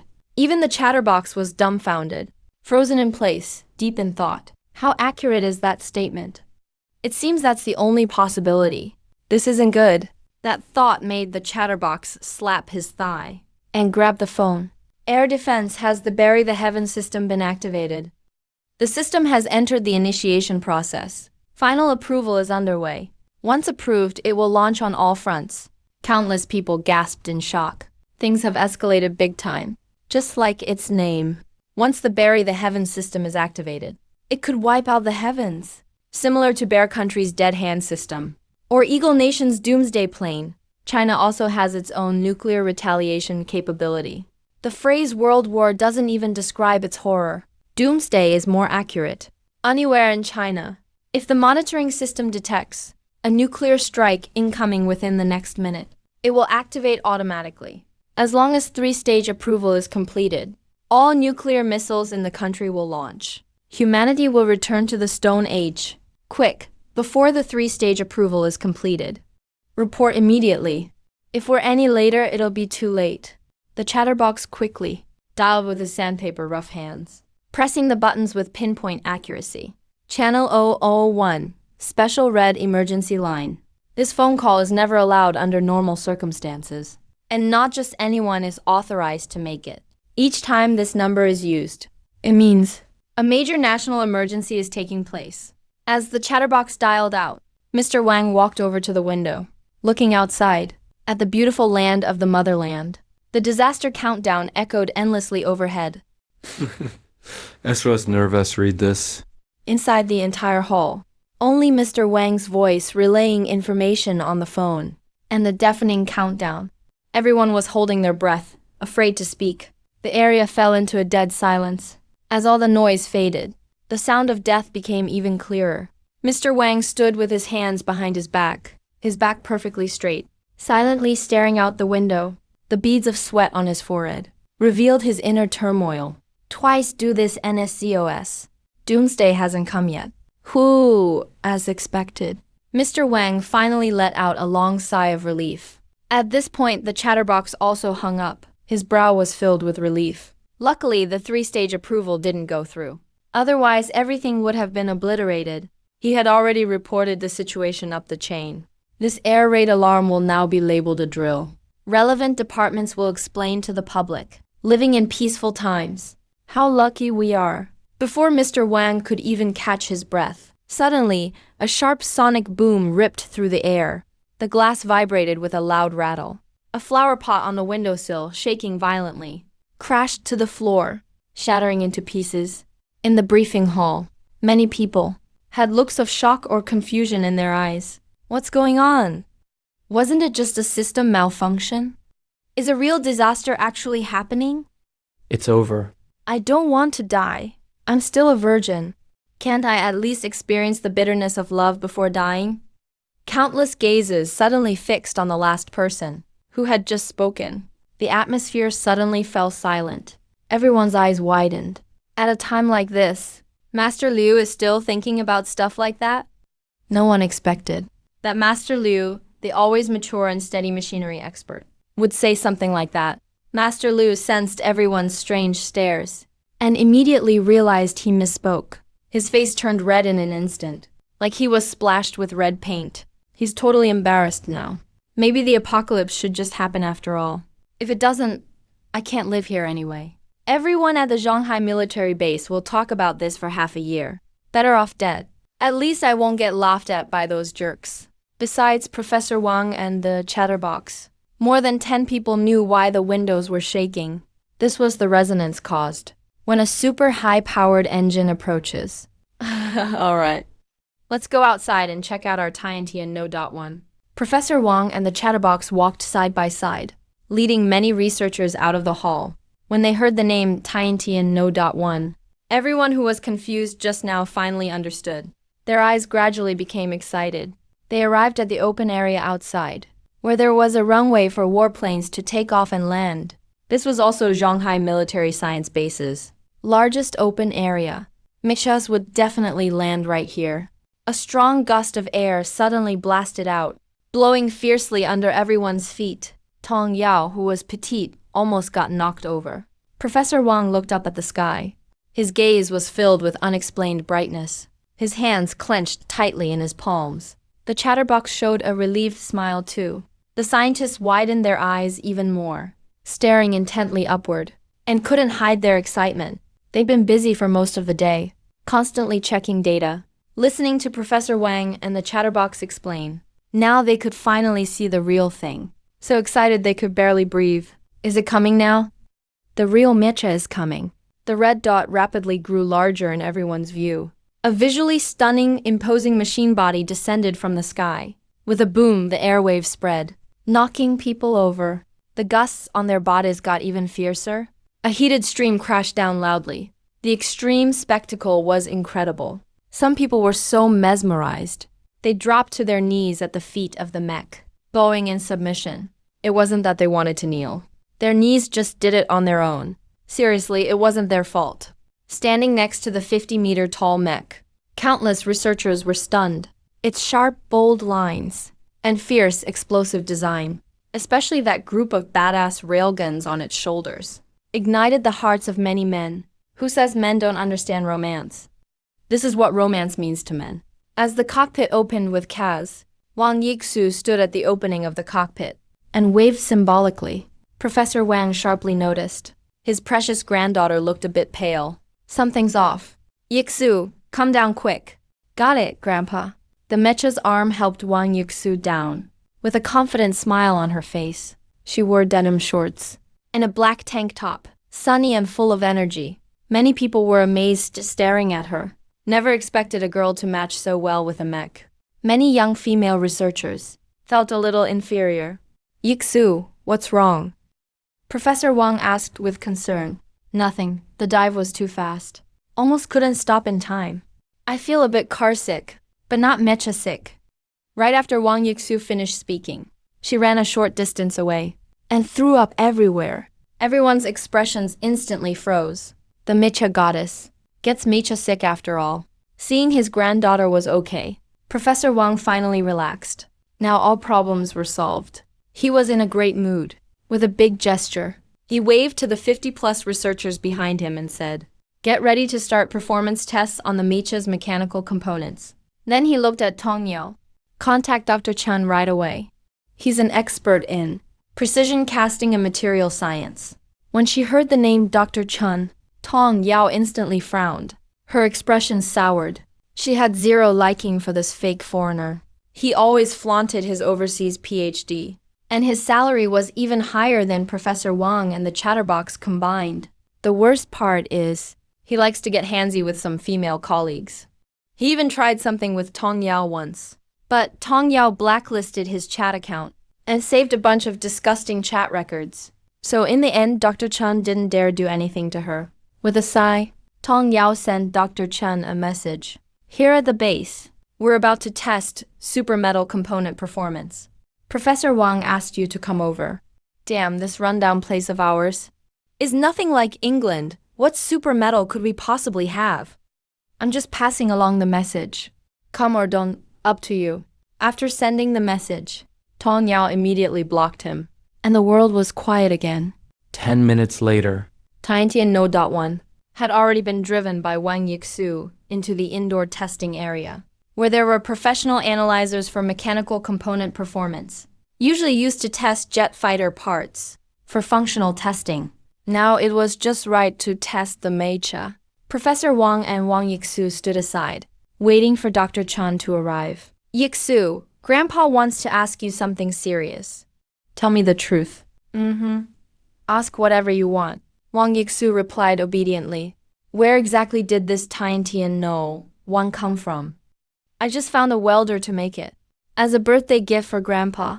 Wang Yixu rested her chin, thought for a moment, then added, "He goes by welder. And he's also a student at Shanghai National Defense Science and Technology University. His name is Welder, not Su Tai Bang." Professor Wang glanced toward Tong Yao next to him as he spoke. Tong Yao shrank her neck and gave a foolish laugh, too scared to say anything. "No, his actual name is Welder. I've read his profile. He's sunny and handsome, just a little bit temperamental." Wang Yixu recalled how you made the phone call in the morning and silently complained in her heart. Once things aren't busy here, she definitely wants to meet this grumpy guy. Professor Wang was also lost in thought. A college student, working part-time as a welder, and hand-building a mecha. That's kind of unbelievable. "So Yixu, did you commission him months in advance to build the mecha?" "No, just 2 days ago." Professor Wang lightly coughed twice. Pretending to be annoyed, Zhao Yixu said, "Lying is not what good kids do." "Really, Grandpa, I didn't lie to you. If I'm lying, I'm a puppy. If you don't believe me, check the chat history. Or you can call him yourself. I'll send you his number." Wang Yixu swears, "I really didn't lie. If I'm lying, I'm a puppy. No need to send the phone number. That kid's phone, well, it's complicated." Old Wang smiled wryly. Seeing he couldn't get a straight answer, Old Wang couldn't help but move a little closer. He looked kindly and said, "Aren't you the closest to Grandpa Hua? Tell Grandpa Hua the truth. Where did this mecha really come from? As long as you tell the truth, from now on, you'll be the one to operate this mecha. How about that?" "You all..." Tears welled up in Wang Yixu's eyes. She wore a wronged expression. "Grandpa Hua, I really didn't lie to you. At the time, I wanted Master Su to weld a 50-centimeter mecha. Who knew I accidentally added an extra zero? So it ended up being a 5-meter mecha. Don't cry, little Yixu. Doesn't matter if others believe you or not. At least Grandpa Hua believes you. Seeing Wang Yixu about to cry, the chatterbox quickly offered a few words of comfort. Old man, what are you talking about? Of course I believe my granddaughter too. Old Wang, listen up. The old man hinted at something. He puffed his beard and glared. But right after affirming their loyalty, the two secretly moved together and whispered to each other, do you think it's possible that Yixu might actually have some connection with certain secret departments up top? The old man pondered and said, now that you mention it, things actually start to make sense. Old Wang's eyes lit up. Suddenly, realization dawned. No wonder the kid who never lies would tell a lie. Turns out she signed a confidentiality agreement. If that's the case, the Mecha showing up here was just an accident. Or maybe the secret department wants to use us to put this Mecha in the public eye. Hard to figure out their intentions. Let's wait and see for now. The two schemed for quite a while and verbally decided on the next steps. But little did they know Yixu had already sneaked up beside them. The two old men looked up, and the air froze instantly. Wang Yixu frowned tightly, staring at them angrily. Grandpas, if you don't believe me, after the test, I'll take you to Master Su's house. You can ask him yourselves. All right, fine. The two old men nodded in unison. They exchanged a glance, with the look of old foxes in their eyes. Time quickly passed by half an hour. Yixu, finding it boring outside, had already climbed into the Mecha's cockpit. He wasn't honestly wearing the holo helmet, just sitting in the pilot's seat, looking all around the cockpit, like a curious cat. Dr. Chen, the performance expert, still hadn't arrived, so everyone was getting impatient. Forget it, let's get started first. Dr. Chen's apprentice, Zhang Liang, happened to be around. Let him run the mechanical component performance analyzer. Guess this is all we can do. The chatterbox nodded. At old Wang's order, Zhang Liang led two assistants to the control console, nervously tapping buttons at the console, then operating a control lever. A mechanical arm extended from the console, slowly attaching to the Mecha's ankle drive shaft. After making a series of fine adjustments, with a click, Zhang Liang hit the final confirmation button. Progress bars appeared on the wall display. Component composition detection, 49%. Dynamic load strength detection, 57%. Wear resistance detection, 50%. Precision detection, 8%. Except for component composition. The other three performances are the key indicators for metal component strength. Dynamic load strength directly relates to the component's mechanical properties. The higher the value, the stronger the component, where resistance determines its lifespan, while precision affects functional output. For example, a 3 nanometer chip and a 300 nanometer chip are worlds apart in power consumption and performance. As the dynamic strength test was about to finish, Zhang Ling was holding his breath, his fingertips turning white. He'd worked in mechanical component performance testing for years already. Even top-of-the-line German machine components had been tested by him, but today felt different from any before. This time, the tested metal component came from a real Mecha. When this colossal machine was brought in, he had already been deeply shocked. Now up close, to say he wasn't nervous would be a lie. The other researchers felt the same, standing under the 5-meter Mecha's feet. They seemed as small as ants. As researchers, they all knew that every part of this Mecha had to be extraordinary, like the driveshaft dynamic strength being tested now. It might be comparable to tungsten steel. Precision was at least 500 nanometers. But what would the actual numbers say? All they could do was wait patiently. Everyone held their breath, quietly watching the progress bars. Even always calm old Wang and the chatterbox couldn't hide a tremor in their eyes. Clearly, they were excited too. A loud automated voice echoed in the hall. Tested component dynamic applause. Strength undetectable. Everyone's eyes widened, their faces full of confusion. Machine malfunction? Undetectable strength? What does that mean? Countless people were dumbfounded. This was a first for everyone. The chatterbox said, "This driveshaft component is really beyond expectation." A flash of excitement in old Wang's eyes, his voice trembling as he spoke. Yeah, the only reason it can't be measured is because it surpasses Anything made from earthly materials, whether forged or cast components. The chatterbox added, hearing the two elders say this. Jiang Ling, coming down from the testing console, suddenly froze in place, a look of disbelief spreading over his face. He trembled. Chatterbox, are you saying even tungsten steel can't compare? Based on what we see now, I'm afraid so. Gasps of disbelief filled the room. Just the drive shaft at the ankle had strength like this. Doesn't that mean normal shells wouldn't even scratch this Mecha? After all these years, most people there could easily tell. The rear ankle drive shaft and external armor were made from one type of alloy. If this material was used in modern warfare, never mind so-called absolute defense, it could go toe-to-toe with anything. Who could possibly stand against it? You fire a shell at me, I might lose a little paint. I fire a shell at you, you're done for. So how would you deal with that? How would anyone play with me? Damn, this thing is a war machine. Seriously, if one slipped in, any country's homeland would be breached. I'd love to take it for a spin to Japan myself. Countless researchers looked at the skyward one Mecha with stars in their eyes. This steel fortress had become a superstar. While everyone was marveling, another mechanical voice sounded from above. Composition of tested components undetectable. Old Wang looked like he was struck by lightning, his pupils shrinking sharply. There's no mistaking it. It's a newly developed alloy material. Old Wang let out a deep sigh as he peered intently. His head throbbed with pain. He just couldn't hold it together anymore.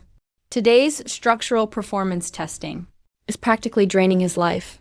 It won't stop until it scares someone half to death. The researchers next to him looked completely puzzled. Jiang Liang beside them suddenly slapped his thigh.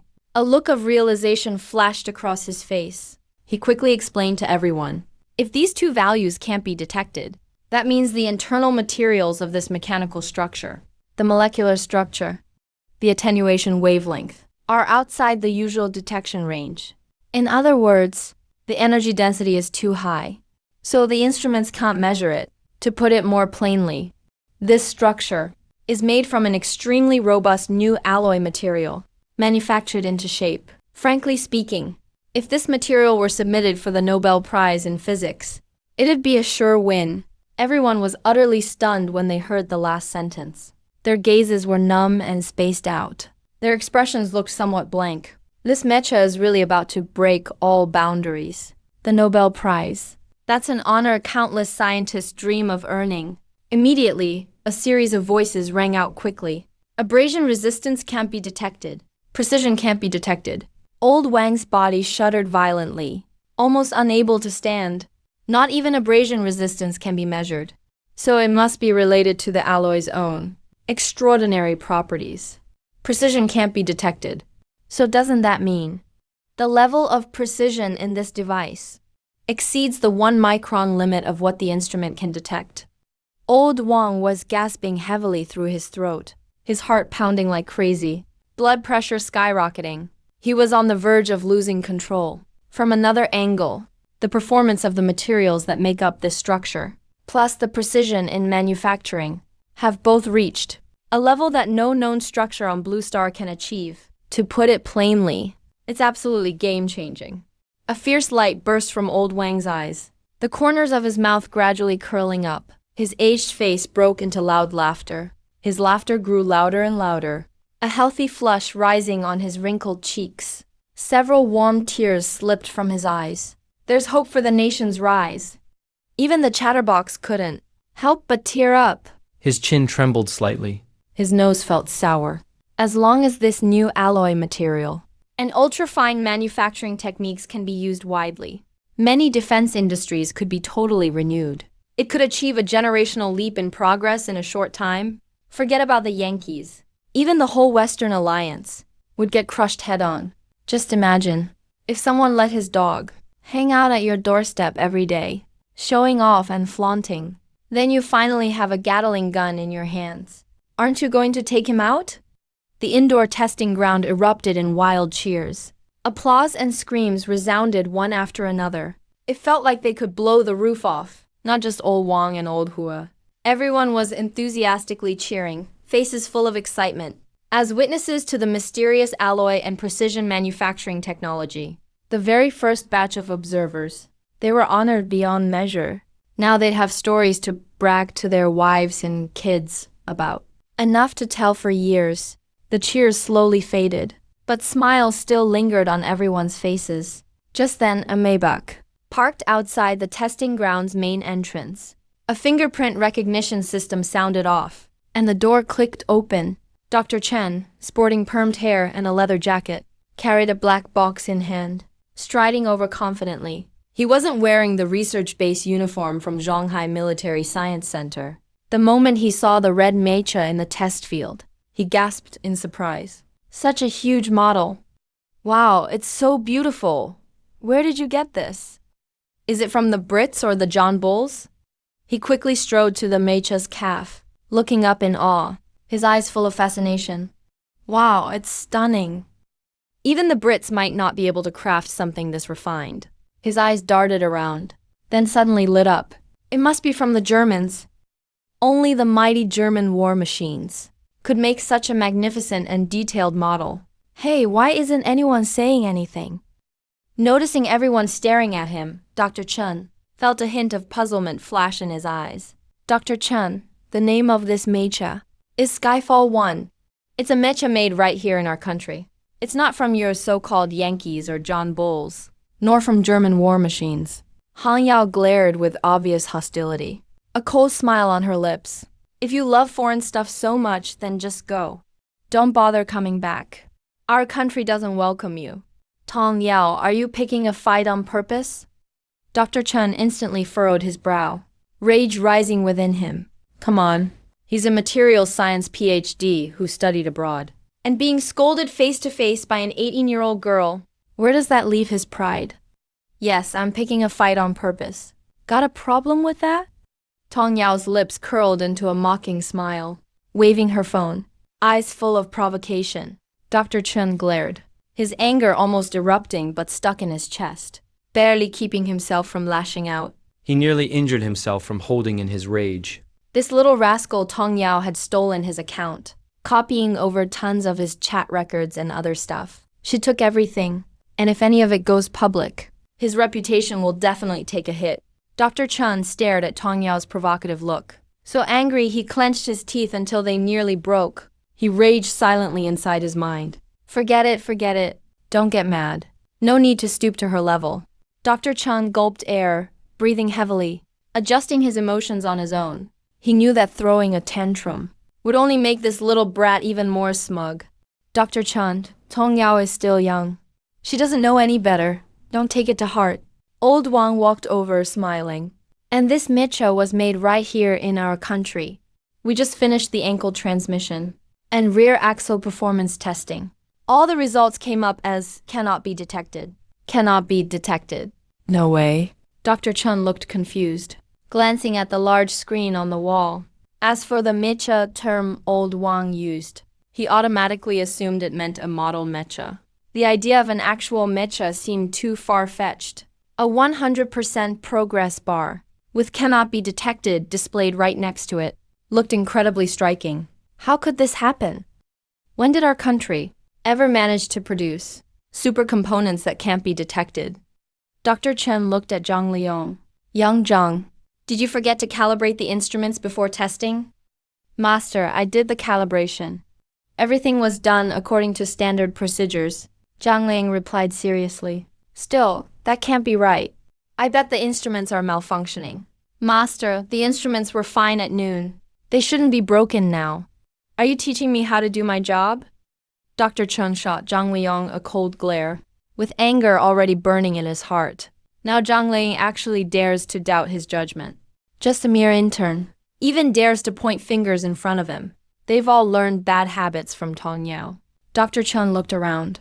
He saw that everyone was silent. He knew many people didn't believe it was an issue with the instrument. He immediately curled his lip. He spread his hands and said, "Some people surely don't believe what I just said. So let's test it again with another instrument. That way, you all can finally give up." After finishing, Dr. Chen sneered. He shook his head. These people really are wild dreamers. Whether it's the strength of alloy materials, or the precision in manufacturing. There's no way to surpass the detection limit of these instruments. There's no mechanical component in the world, no material that a performance analyzer can't detect. If there is, it's either the machine that's broken, or that thing must be from Eagle Sauce, invented by the most technologically advanced countries. Since these people won't give up until they've hit rock bottom, let them be completely convinced. Dr. Chen set down the black box he was holding. After fiddling with it a bit, there was a click as it opened. He carefully lifted a basin-sized square instrument. You guys should recognize this. It's a pulse ray analyzer. It can analyze the spectral properties of metals to determine any material's overall mechanical properties, as well as machining precision. Let's test it with this. You'll be convinced then. Dr. Chan slapped the pulse ray analyzer onto The mech. the transmission back axle of the other ankle. The front of the square instrument had a panel like a tablet. A line of small text appeared on it. Pulse detection in progress. Elder Wang and Elder Hua stood nearby, watching Dr. Chun operate. The two elders didn't say anything. They quietly waited for the results. DDD spectrum analysis complete. Reading results. Please wait. Hearing the sound from the analyzer, Dr. Chun laughed heartily. Elder Wang, Elder Hua, the results are coming out soon. Don't be too disappointed. Although our country is lagging for now, we'll eventually catch up. Beep, beep, beep. According to intelligent spectral analysis, this alloy is a new type of alloy. Composition cannot be detected. Machining precision exceeds the instrument's detection capability 0.8 microns. Ultimate overall mechanical property rating, 389. Compared to tungsten steel, 17. Diamond, 12. Graphene, 24. Silicon carbide sulfide, 66. Dr. Chun's head buzzed as if it would explode. His expression instantly froze. His chin spasmed uncontrollably. Machining precision surpasses 0.8 microns. Are you kidding me? Even Eagle Sauce's strongest engine, the F135, can't reach this precision. Mechanical property rating can actually be 389? That's even more outrageous. It's as absurd as it gets. The hardest material in the world, silicon carbide sulfide, is only 66. What do you mean, 389? At this moment, his whole perception broke down. Completely numb, unable to think. His entire worldview was flipped upside down. Elder Wang's eyes were utterly shocked. Even being mentally prepared, he was scared by these results. Is this construct going to be invincible? It's totally insane. Zhang Liang saw Elder Wang and the others completely stunned. Their eyes popped as if they'd jump out of their sockets. He was puzzled, so he quietly asked Elder Wang nearby, "What's with these test results? What do they mean?" "Zhao Zhang, do you know what common fourth-generation fighters use for their metal components? What's their precision?" Elder Hua didn't answer directly, but instead asked back. Currently, mainstream, developed countries mostly use titanium alloys. Precision is at the micron level. Different fighters have some differences. Zhang Lingyang replied without thinking. Elder Wang nodded and explained further. The Eagle Sauce F-22 Raptor uses high-performance titanium alloys rated only 12. The most precise engine crankshaft is just 1 micron, meaning whether its overall performance determined by construction precision or defensive strength determined by material rating. The F-22 is nothing compared to this mech. It's embarrassingly weak, Elder Wang said. The whole room was shocked. Everyone was gasping in disbelief. What kind of monster is the F-22? Everyone knows. Eagle Sauce's most advanced stealth jet right now. Only a few same-type jets can compete with it. They're very rare. It's the trump card that Eagle Sauce won't sell to other countries. But now it's embarrassingly weak in front of Tianyi No. 1. It's just another piece of junk. Can't breathe. Short of breath. Many researchers felt dizzy. Their steps shaky. Unable to stand. This alloy is just too brutal. You could even use another comparison. Elder Hua followed up on Elder Wang's comment and continued. Just considering the mechanical property rating of 389. Putting this mech within Hiroshima's nuclear blast range, it would just scrape off some paint. Countless people gasped so hard they nearly punched through their lungs. Some folks just can't handle this explosive info. This material is mind-blowing. Some even thought, if 10 more such mechs were made, forming a space air combat raid cluster, then top leaders in countries like Japan and Eagle Sauce would be popping melatonin every night and still unable to sleep. A space air combat raid cluster to this degree, taking out a few prime ministers and presidents, would be as easy as drinking water. Dr. Chun suddenly shouted loudly, recovering from shock. No, this is impossible. Bloodshot eyes appeared, his emotions flared. Even Eagle Sauce can't pull this off. There's no way our Asia country could do it. That's reality. People have to face reality. My judgment can't be wrong. I believe in myself. I'd bet on it. It's the pulse ray analyzer that's malfunctioning. Elder Wang slowly furrowed his brows. His expression towards Dr. Chun became very displeased. It's already crystal clear. Yet Dr. Chun insists on saying that. That's really unreasonable. People need to recognize reality and stay grounded. But that doesn't mean you always have to stay humble. Eagle Sauce's technology is so advanced because of one genius scientist after another. So, can our own country have a genius? Hey, guess the instrument's broken too. Sorry. I'll get a new one in a few days and retest. Dr. Chen ignored the hostile looks from those around him. He gave a couple of awkward laughs, removed the instrument from its magnetic hold, took it off and threw it aside, kicked it a couple times in frustration. After all, it's a domestic machine. Just can't be relied on. No matter how expensive, we should buy imported ones in the future. He shook his head helplessly after saying this. As soon as those words came out, even his apprentice Zhang Liang clenched his fists. This is blatantly betraying your own country. Just about to speak up, a voice suddenly boomed overhead. You traitorous flunky. You've been kneeling so long. You get afraid of heights when you stand up, right? I'll send you to your Eagle Sauce masters right now. Never come back.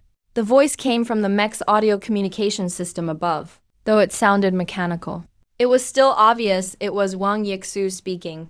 When those words finished, a dull sound rang out. The silent mech. Its eyes suddenly blazed with two dazzling red lights. A mechanical voice sounded from inside the mech. Pilot authorization confirmed. Coolant injection complete. Mini hydrogen engine startup complete. Phased array situational awareness system online. Descent no. 1 mech startup successful. Pilot is in position. Awaiting deployment. A series of sounds echoed like massive bells. Dr. Chon's scalp tingled in fear. His eyes felt like they were about to pop. Even after the sounds ended, he was still trembling slightly. His eyes were full of panic and disbelief. He stared blankly upward. The mech, half dazed and half foolish, suddenly said, "Za, how am I alive again?" Wang Yixu put on a hollow helmet in the cockpit, her face full of anger. How am I alive again? Next life, you can be your Eagle Master's loyal servant. He controlled the mech. Stretched out its metal arm, grabbed Dr. Chen in one swift move. Dr. Chen cried out in pain, frantically called for help. Professor Wang, help me. This thing is out of control. Such a chatterbox. Hurry and make him stop. I'm a pillar of the nation. If I get hurt, it's the country that suffers. Professor Wang exchanged a glance with the chatterbox and started discussing how the hydrogen engine works. They acted like they didn't hear anything. The surrounding scientists suddenly got busy. No one paid him any attention. What are you all doing? Are you all deaf? If you don't believe me, I'll report this to higher-ups. You're all bullying me. Dr. Chan yelled hysterically. No one responded. Just then, the mech made an even more unsettling sound. Main hydrogen engine debugging complete. Shoulder railgun operational. High-frequency particle blade mounted and ready. Beam weapon not mounted. Dragoon system not mounted. Final check complete. 32-1 descent no. 1. Move out. Waves of air erupted, swept in all directions. Descent no. 1's vector engine nozzle erupted with brilliant blue flame. Countless Mach rings appeared in the fiery trail. A sonic boom echoed out. It pierced through the sound barrier with a cone-shaped shockwave. Hey, where's Dr. Chun? Professor Wang looked at the chatterbox, his face full of confusion. No idea. Probably ran off somewhere like before. He really doesn't seem like a real scientist. The chatterbox curled his lip and sighed. Tong Yao, Give him a call. Ask him where he went. Professor Wang said with a straight face. Ah, okay. Tong Yao was stunned for a second, then nodded quickly. Of course I have to call. Gotta play out the whole act. Can't skip the formalities. When Professor Wang and the chatterbox left the indoor testing field, everyone was still in shock. Meanwhile, over 10 Dongfeng warrior SUVs with white plates were roaring toward the Zhonghai military research base at high speed. Dust swirling behind the convoy. In the passenger seat of one vehicle sat a rugged-looking middle-aged man, wearing an army green camouflage uniform, looking at the phone in his hand that just rang, hesitating whether to answer. The call was from his arch-rival. Why would he call now? It must be because their Eastern Military District successfully developed powered exoskeleton armor. He just wants to brag about it. And maybe throw in some mockery. As the call was about to disconnect automatically, Li Gozhong finally picked up. A familiar voice came through immediately. Old Li. Good morning. Hearing that tone, Li Gozhong's face instantly darkened. Say what you want, Old Kong. If you've got something to say, spit it out. Old Kong burst out laughing. Don't get mad. Isn't the military drill coming up soon? I heard your Southern District lacks firepower. As your brother unit, our Eastern District can lend you two exoskeleton armors. Not a lot, but it should be enough for show. Thank you, but no need. Li Gozhong's temple throbbed sharply. He forced those words out through gritted teeth. See, you're acting all distant again. We're all brothers from the same training class. No need to be polite. Plus? Old Kong wanted to say more, but Li Gozhong couldn't take the teasing anymore. He cut him off enough. Listen up. I don't need them. Before hanging up, Li Gozhong could still hear Old Kong's wild laughter. Thinking of the chatterbox's earlier call, a sharp glint flashed in Li Gozhong's eyes. He muttered, Old Kong, go ahead and show off all you want. When the drill starts, I just hope you don't end up crying. Li Gozhong picked up the radio and spoke to the convoy. Full speed ahead. After arriving at the research base, when you see Professor Wang and the chatterbox, I want everyone standing tall. Look sharp, Professor Wang and the chatterbox. They've both made huge contributions to our country, the backbone of the nation. That's an order from the commander. The waves roared in the Pacific. Typhoons howled. Dark clouds covered the entire sky. Waves rose hundreds of meters high. Flashes of lightning split the sky now and then, crashing down, piercing straight into the deep black ocean. Amid the chaotic air currents, a lightning-fast red mechanical figure burst through the giant waves, climbing out, clutching a barely breathing man in its palm. It was Dr. Chun. Even though Wang Yixu used both mechanical arms to protect this fragile little human, he was barely hanging on. A powerful bolt of lightning split the sky, crashing towards the red mech.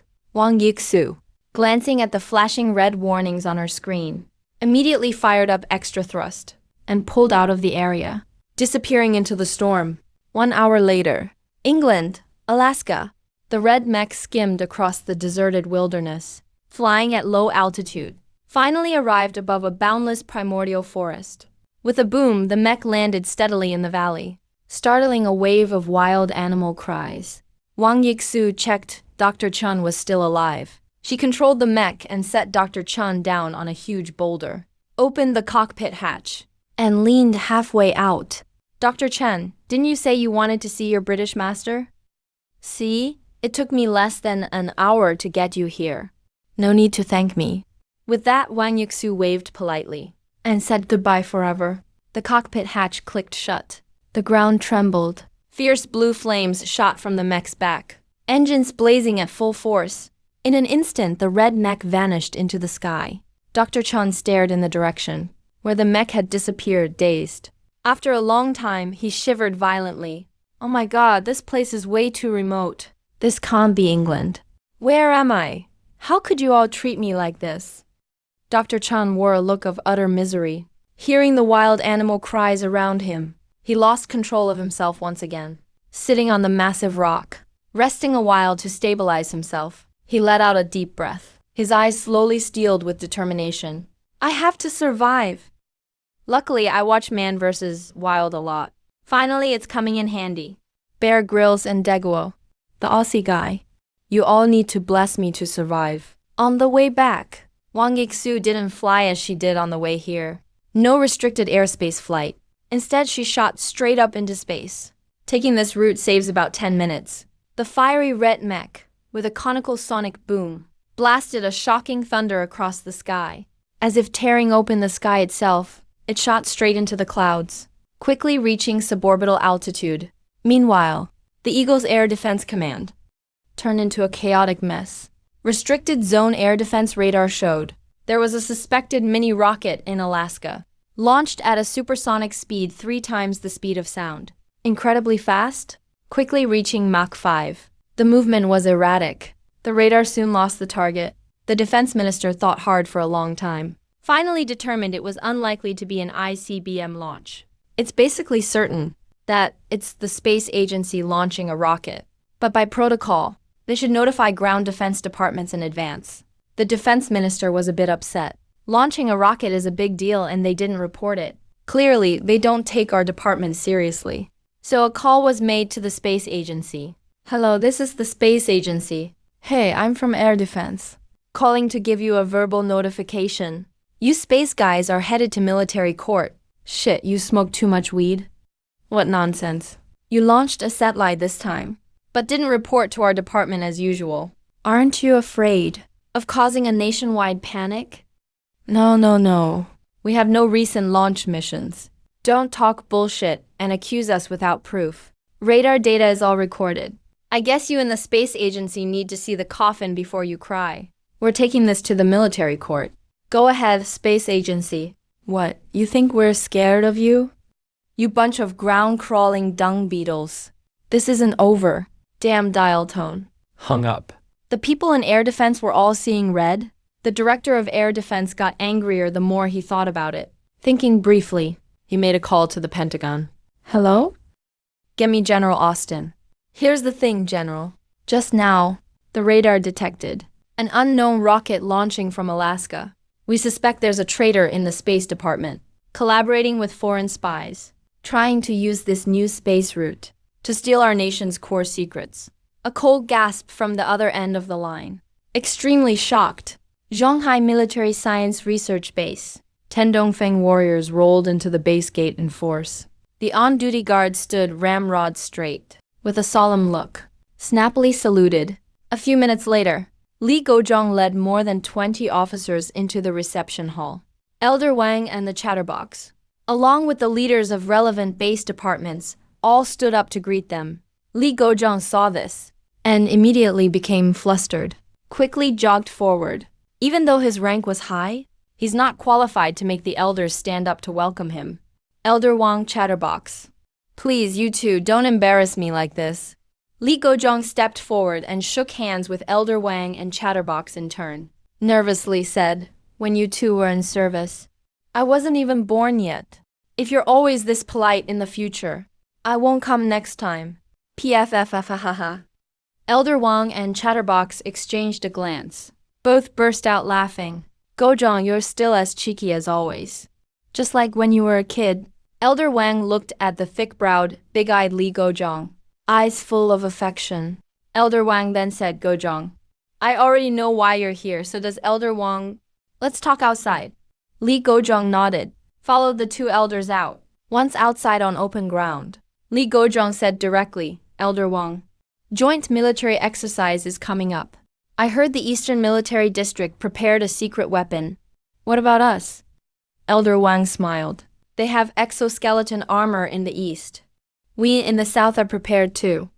That's good. When Li Gozhong heard this, he was finally relieved. As long as the gap isn't too wide. With our district's real fighting spirit, we'll definitely be able to put up a fight. Actually, the gap is a bit big. Elder Wang curved his lips. Li Gozhong didn't notice Mr. Wang's expression. When he heard there was a big gap, his face turned pretty bad. The officers behind him looked defeated, dejected. Everyone's mood sank to rock bottom. In modern warfare, whoever masters cutting-edge tech can secure the win. Thinking of old Kong's punchable face, Li Gozhong couldn't help but clench his fist tightly. He let out a long exhale, forced an awkward smile on his face. Elder Wang, chatterbox. No worries, there are plenty of tough battles in this world. Are we just going to let them walk all over us? Even if old Kong's a tiger, we gotta knock out 2 of his teeth. Elder Wang and Chatterbox exchanged a glance. Almost couldn't help laughing. The 2 of them were deliberately keeping it under wraps.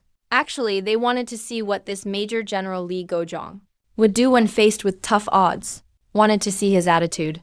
Now it seems his attitude is pretty good. Still has that soldier's spirit. Seeing Elder Wang and the others laughing, Li Gozhang got a little suspicious, just as he was about to speak. Suddenly, a blast of air rushed down from above, blowing everyone's clothes. The officers were shocked, looking all around. At this moment, the chatterbox smiled and patted the gloomy Li Gozhang. Gozhang, our secret weapon has arrived. Where? Li Gozhang was still feeling down and didn't look enthusiastic. He looked around, didn't see anything. Nope, I don't see a thing. Step back, here it comes. Elder Wang suddenly shouted. Everyone stepped back 2 steps. Before Li Gozhang could react, a sharp buzzing sounded above. The sky seemed to split open. The ground trembled. A dazzling red light smashed down from above, exploding with a blaze of blue fire. A shockwave ring roared outward like a landslide. The icy red mech blocked out the sun. Its fierce, domineering form, radiating an overwhelming sense of power, appeared before everyone's eyes. Li Gozhang's eyes almost popped out of his head. He looked up, staring dead at the steel giant, his heart pounding wildly.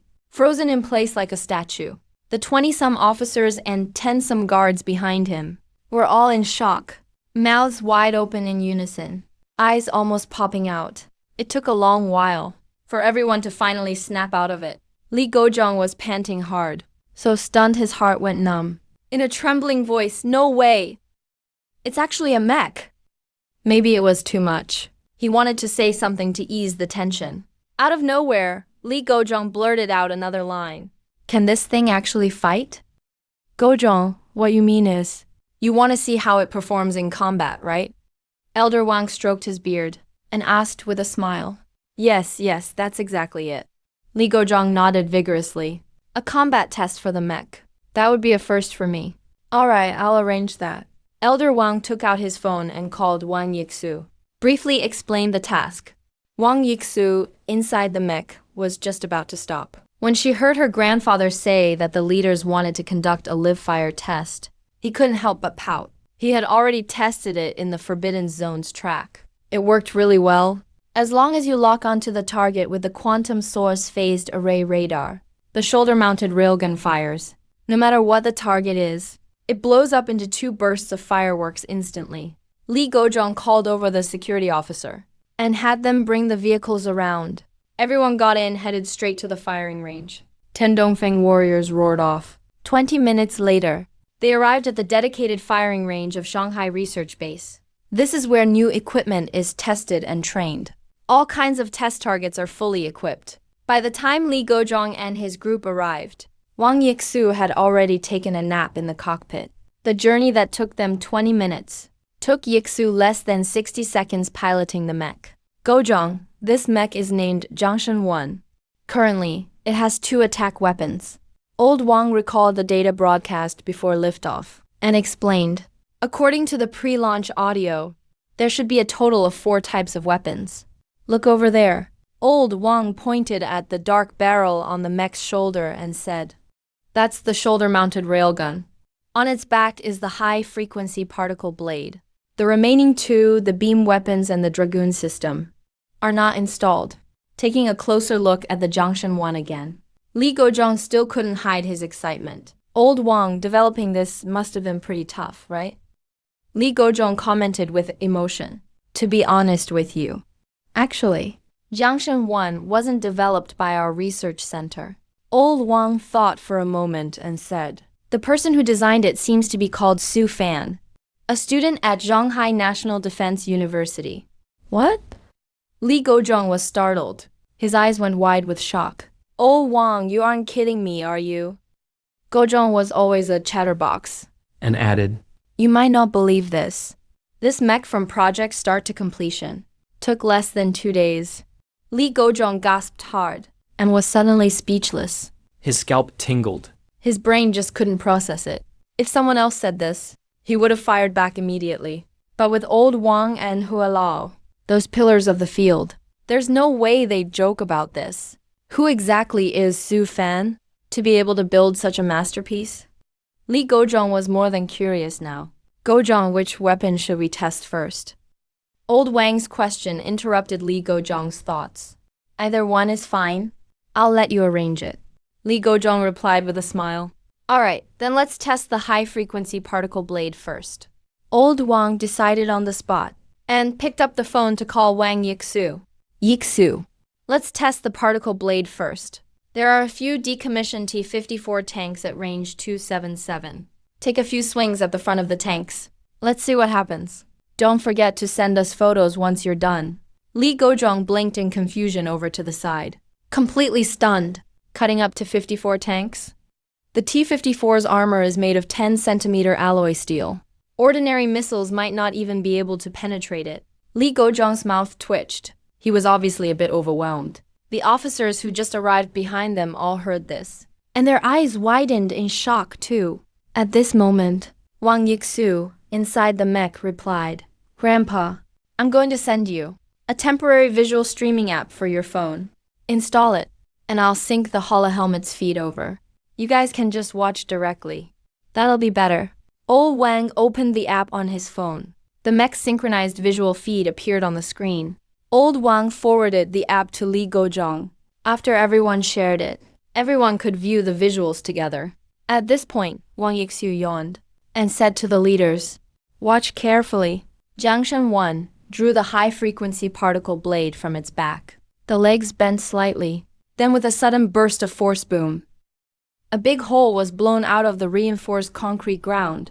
Dust and debris flew everywhere. The entire mech leapt into the air. In midair, the mech held the particle blade, which let out a buzz, and glowed with a watery blue light. The mech landed right in front of a rusted T-54 tank. Wang Yixu maneuvered the mech, gripping the blade with both hands, assuming a dragging blade stance. In front of their phones, Li Gozhong and the officers all held their breath, staring intently at the screens. Cutting tank armor with a particle blade. Which one's tougher, really? Under everyone's anxious gaze, the mech suddenly finished charging up power and slashed diagonally upward with force. The blade scraped along the T-54's treads and chopped diagonally up the turret's top armor. Everyone's eyes widened in shock. The blade actually cut right through the whole tank. The mech leaned forward slightly. Its new power engine roared into action, with 4 vector thrusters on its back opening up and blasting out orange flames. The mech swung the particle blade to its left, and with a burst of thrust shot forward. Sparks flew between its feet and the ground, the long blade cutting horizontally, slicing the T-54 tank in two in an instant. Wang Yixu sheathed the particle blade onto the back and turned to look at the T-54. Old Wang, Hualao, and the rest held their breath, their eyes glued to the screens. Li Gozhong's jaw trembled a bit. The officers were all in a daze too. Boom! The tank instantly fell apart, blowing up a cloud of dust. A 10-centimeter alloy armor was sliced clean through, the cut as smooth as a mirror. Even the mighty T-54 was cut in pieces with 2 slashes. Li Gozhong stared at the scene, shocked to his core. His mind went blank for a moment. The officers were speechless too. After a short silence, Li Gozhong broke into a wide grin and started laughing. With this on our side? Never mind military exercises. Even for the little Japan side, the emperor and the British commanders, even the president won't sleep peacefully, all having nightmares. After a brief silence, Li Gozhong grinned and laughed out loud. Ha ha ha. With this thing, never mind the military drills. Even the little Japan side, the emperor and British generals, the president would have nightmares just thinking about it. The smiles on the officers' faces couldn't be hidden. Someone shouted, "Awesome!" With this on our side, let's see what the British generals can do now. Even old Wang and Hualao had tears in their eyes. Hualao suppressed his excitement and said, "Gozhong, the particle blade test is done. This power should be more than enough. right? Li Gozhong was still excited. More than enough. I can already picture it. Old Kong's exoskeleton armor, getting crushed under Junction 1. Lao asked again. There's still one more weapon. The shoulder-mounted railgun. Should we do live fire tests? Test it. Li Gozhong nodded hard. Of course we have to test it. Old Wen dialed the phone again. Yixu. At your 11 o'clock, on the hill 2 kilometers away, there's a fixed target. Use the railgun to take it out, okay? Wang Yixu turned abruptly. Lines of text commands appeared on the screen. Shoulder railgun, normal. Quantum source phased array radar, locked. Current ammo, 50,000 rounds, sufficient. Fire? As her eyes focused on the crosshairs, the mech's shoulder instantly condensed a ball of red, scorching light. Boom! A red stream of light struck the target directly. A violent explosion actually occurred. The ground shook violently. An officer shouted, "Holy shit, it's an earthquake." What's the panic? Li Gozhong glared at him. He looked at the target's location through his phone. Only flat ground remained. Where did that hill go? He raised his binoculars to look. No matter how he looked, the hill was indeed gone. Only gray dust remained. Li Gozhong couldn't keep it together. He fell straight backward. The guards hurriedly supported the officers. They crowded around, yelling, "Commander! What's wrong with you? Commander, you can't let anything happen to you. Commander, Commander, don't die. Screw you. Who just cursed me to death?" Li Gozhong gasped for air. The target practice was finally over. Everyone returned to the reception hall of the research base. Li Gozhong gulped down 2 mouthfuls of tea. Only then did his mind calm down a bit. He looked at Elder Wang. "Elder Wang, I have a humble request." Elder Wang chuckled and gave him a look. "Gozhong, why are you being so wishy-washy? Damn it. Just say whatever you need this old man to do. Just say whatever you need this old man to do." Li Gozhong paused. "I want to specially recruit Yixu into the army." Hearing this, Elder Wang's hand holding the teacup trembled. His expression froze instantly. Elder Wang originally had 3 sons. The eldest and second sons were both businessmen. The third son joined the army as he wished. He had excellent grades and was brave in combat. But during a mission to wipe out Somali pirates, he was killed in action. Now, Li Gozhong was saying that Elder Wang's favorite granddaughter should enlist. What if she ended up like the third son? As soon as Li Gozhong finished speaking, he regretted it, realizing he had forgotten about that. Elder Wang, I was just joking. Let her enlist. Li Gozhong tried to change the subject, but Elder Wang interrupted him. Elder Wang let out a long sigh and looked out the window. Wang Yixu was biting a popsicle, skipping toward the reception hall. With the military exercise imminent, it's already too late to train a new pilot. We've all seen Yixu's talent for piloting. Moreover, Yixu knows the creator of the mech. It will be easier to communicate in the future. Thinking it over, she is the most suitable candidate. Li Gozhong, let me be clear up front. If you let my precious granddaughter suffer at all, I'll hit you with a broom. I wouldn't dare. Elder Wang, it's a deal then. No backing out. Who do you think I am? My word is my bond. But she's coming in now. You have to ask for her opinion yourself. As for her father, I'll handle the communication. Wang Yixu pushed the door open and entered, holding a popsicle in her hand. Li Gozhong rubbed his hands and stepped forward. Yixu, how does it feel to pilot the mech? It's great. It's so cool. Wang Yixu frowned. But, Uncle Li, your smile seems a bit creepy. Cough, cough. Li Gozhong coughed twice and straightened his back. Yixu, do you want to always be able to pilot this mech? And all maintenance and repairs will be handled by the state for you. Later on, when conditions are right, you could even drive the mech to work every day. I want to. Wang Yixu's eyes widened. That's easy. Just fill out a form and leave a thumbprint. Wang Yixu smiled sweetly. Uncle Li, you want me to enlist as a mech pilot, right? I'm willing to join the army. Li Gozhong was momentarily stunned. After some conversation, Yixu's enlistment was finalized. The special recruitment time was set for tonight. After discussing the enlistment, Wang Yixu found a corner to sit down. Is it possible that when Yixu was browsing online, her phone was actually compromised? No matter what she clicked, she would ultimately be connected to Su Fan. In other words, the contact between Yixu and Su Fan was accidental, but also inevitable. Elder Wang immediately asked Tong Yao next to him, "Is this possible with hacking technology?" It's possible. And for Su Fan, doing this would be very easy? Tong Yao looked serious. Li Gozhong continued. The reason Su Fan did this was to use the most low-profile way, to give the mech he spent so much effort developing to the country for free. That's not right. I was the one who asked him to make the mech, and it only took 2 days. Wang Yixu chimed in. Tong Yao said, there is indeed an element of coincidence.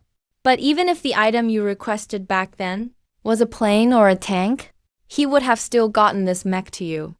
Anyway, as long as he controlled your phone and changed the chat records. He could just say you made a typo. Li Gozhong's eyes welled up. What a great young comrade.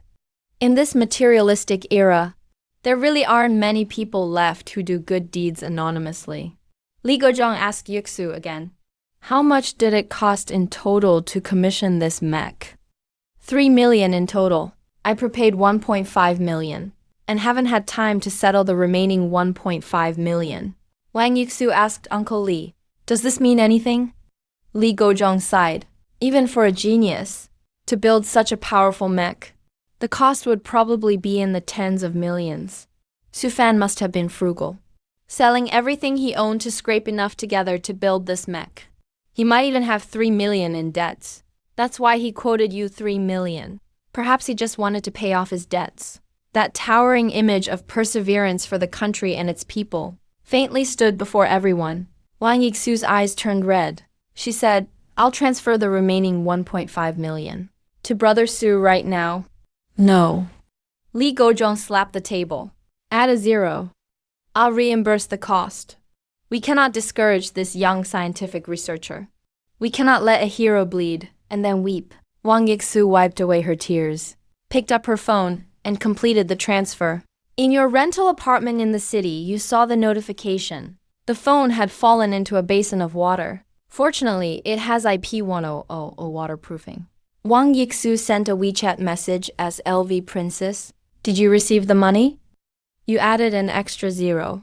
Handsome Bookworm replied to LV Princess. I didn't. It's what you deserve. Thanks. I'm humbled. Handsome Bookworm to LV Princess. Are you free tomorrow morning? I want to meet up. Number. Handsome Bookworm. LV Princess, depressed face. You lay on the bed and stretched, marveling that a casual tip from a rich person is enough for an ordinary person to live on for a lifetime. I have a blind date tomorrow morning. How can I have time to see her? About the 15 million I just received. You haven't thought about how to tell your mom yet. Afraid of scaring her. In the reception hall of the Shanghai Military Research Base, Li Gozhong asked Wang Yixu, was the payment transferred? Wang Yixu nodded. It's been transferred, but I tried to ask her to meet up and was rejected. Li Gozhong looked like he had expected this. He just wants to retire after his success and quietly cut off contact with you. Elder Wang and Elder Hua also nodded in agreement. Wang Yixu's tears started flowing again. Why is this person like that? They just want to leave after barely meeting. Yixu cries whenever she encounters problems. That's not really your style. Li Gozhong sighed. He also gave Elder Wang and Elder Hua a look. Elder Wang immediately said, our little Yixu. Back in the day, if she wanted to find someone, she would just go straight to them. Wang Yixu clenched her fists. A flash of determination appeared between her brows. You say you won't see me, but I disagree. I'm going to find you anyway. Don't think I can't find you. I'll contact my bestie in a minute.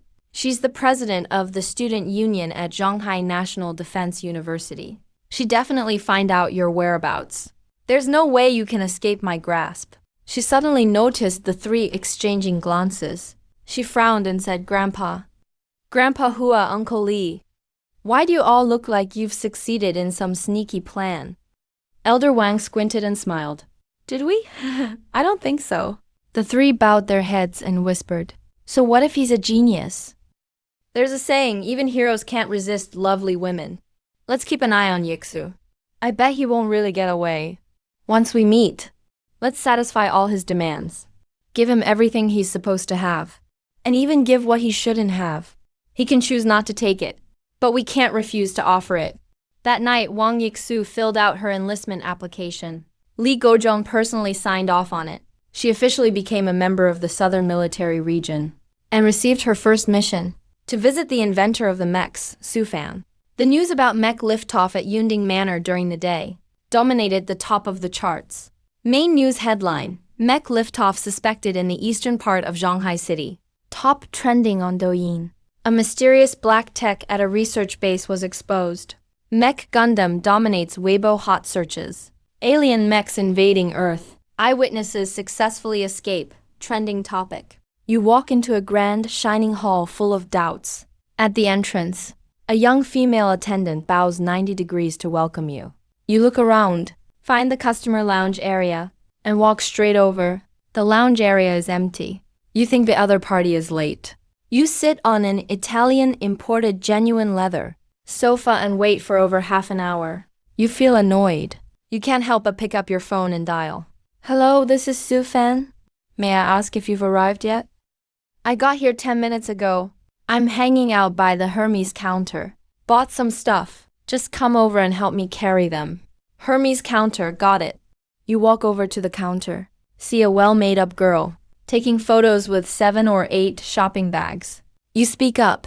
Hi, beautiful. Is this a blind date? She looks up at you, appearing a bit annoyed between her brows, but suppressing it. Yes, hi. I'm Liu Li. She gives a fake smile. You'd better make a good impression. If you do, I'll be your girlfriend.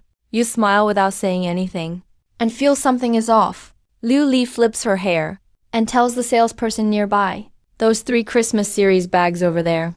I want them all. Please wrap them up for me. She looks at you again, with another awkward fake smile. Can I buy them? She casually says, sure. If you like them, buy them. You're puzzled inside. Why is she asking you about her purchases? Liu Li's mouth turns up in a smile. Then she looks at the counter. Wow, this brown bag is so pretty. She picks it up and tries it against herself. She asks if you think it looks good, and adds, I think these all really suit me. She continues, I really will buy them. Before she finished speaking, she told the salesperson, please wrap all of these up for me. The salesperson was confused and asked, are you sure you want to buy so many at once, miss? What, you think I can't afford them? Just wrap them for me. The salesperson quickly apologized with a forced smile and packed up half the cabinet's bags. The two of you walked to the checkout loaded with bags. The cashier smiled and said, sir, I've checked for you. Altogether, it's 115,000. Cash or a card, please. You shrug. So beautiful, who's paying? You ask, don't ask me. The cashier was stunned. Her smile froze on her face. Liu Li seemed triggered and immediately shouted, aren't you here for this date with me? I said it depends on your performance. If you buy all these for me, then you get the chance to pursue me. You almost laughed out loud. Hey girl, are you here for a date or are you looking for a sucker? You shook your head, turned to leave, just wanting to get far away. Liu Li got agitated, grabbed your sleeve and shouted, I don't care, you can't leave. You furrow your brows, turn your head to look at her, about to say something, when a voice interrupts. What's going on? Why are you making noise? A middle-aged man with a badge of Manager Tan, Area 1, hanging on his chest, walked over quickly. He asked the cashier a few questions, then looked at you. Hey man, since you brought the lady out, let's not be stingy. You see how messy things are. It's so embarrassing. If you ask me, compromise a bit. You pay, then let the lady apologize to you. And that's the end of it. What do you say? You raised your eyelids and gave a faint smile. Not happening. Manager Tan's eyebrow twitched. His face turned sour. Meanwhile, Shanghai National Defense Science and Technology University. A beautiful silhouette walked out through the school gate, Wang Yixu was standing at the entrance, with a mischievous look in her eyes. I've already got your whereabouts and photos. From your classmate Liu Dachen, Champs Elysees, right? That seems to be my dad's business. Let's see where you run, HMPH. She drove off in her brand new 2023 Mercedes-Benz D-Class, stepped on the gas and sped away. On the other side, Hang Yao looked at the sudden pop-up message on her computer. Her eyes lit up and immediately messaged Elder Wang and Blabbermouth. Su Fan is currently at Champs-Elysees No. 2. According to the Trojan program, Yixu is heading over. Elder Wang and Blabbermouth got the message and got excited. Blabbermouth said, "Should we go? Are we meeting right now?" Elder Wang replied, "Blabbermouth, at a time like this, stop being reserved, get the cars ready." Blabbermouth said, "Okay." 3 military jeeps with white plates sped out of the research base full throttle. At the base gate, the on-duty guard watched the cars drive away, rolled his eyes, took out his phone from his pocket, and called, "Commander, the 2 elders have already departed, awaiting your next instructions." Word spreads fast. Not even 10 minutes have passed. Rumors are flying all over Shanghai's major departments. A division commander is making a secret inspection. A national decorated elder has appeared. The military is making a large-scale move. All departments are springing into action. Strict instructions for subordinates not to cause trouble. Some people quietly set off. Destination: No, 2 Champs Elysees. You have no idea what a big stir you've caused. At this moment, no, 2 Champs Elysees. You're sitting on the sofa not far from the cashier counter, arms crossed, with a faint smile, watching Manager Tan's endless performance. Let me be honest, since you like her. Just pay up and take it home to please her. Maybe things will work out?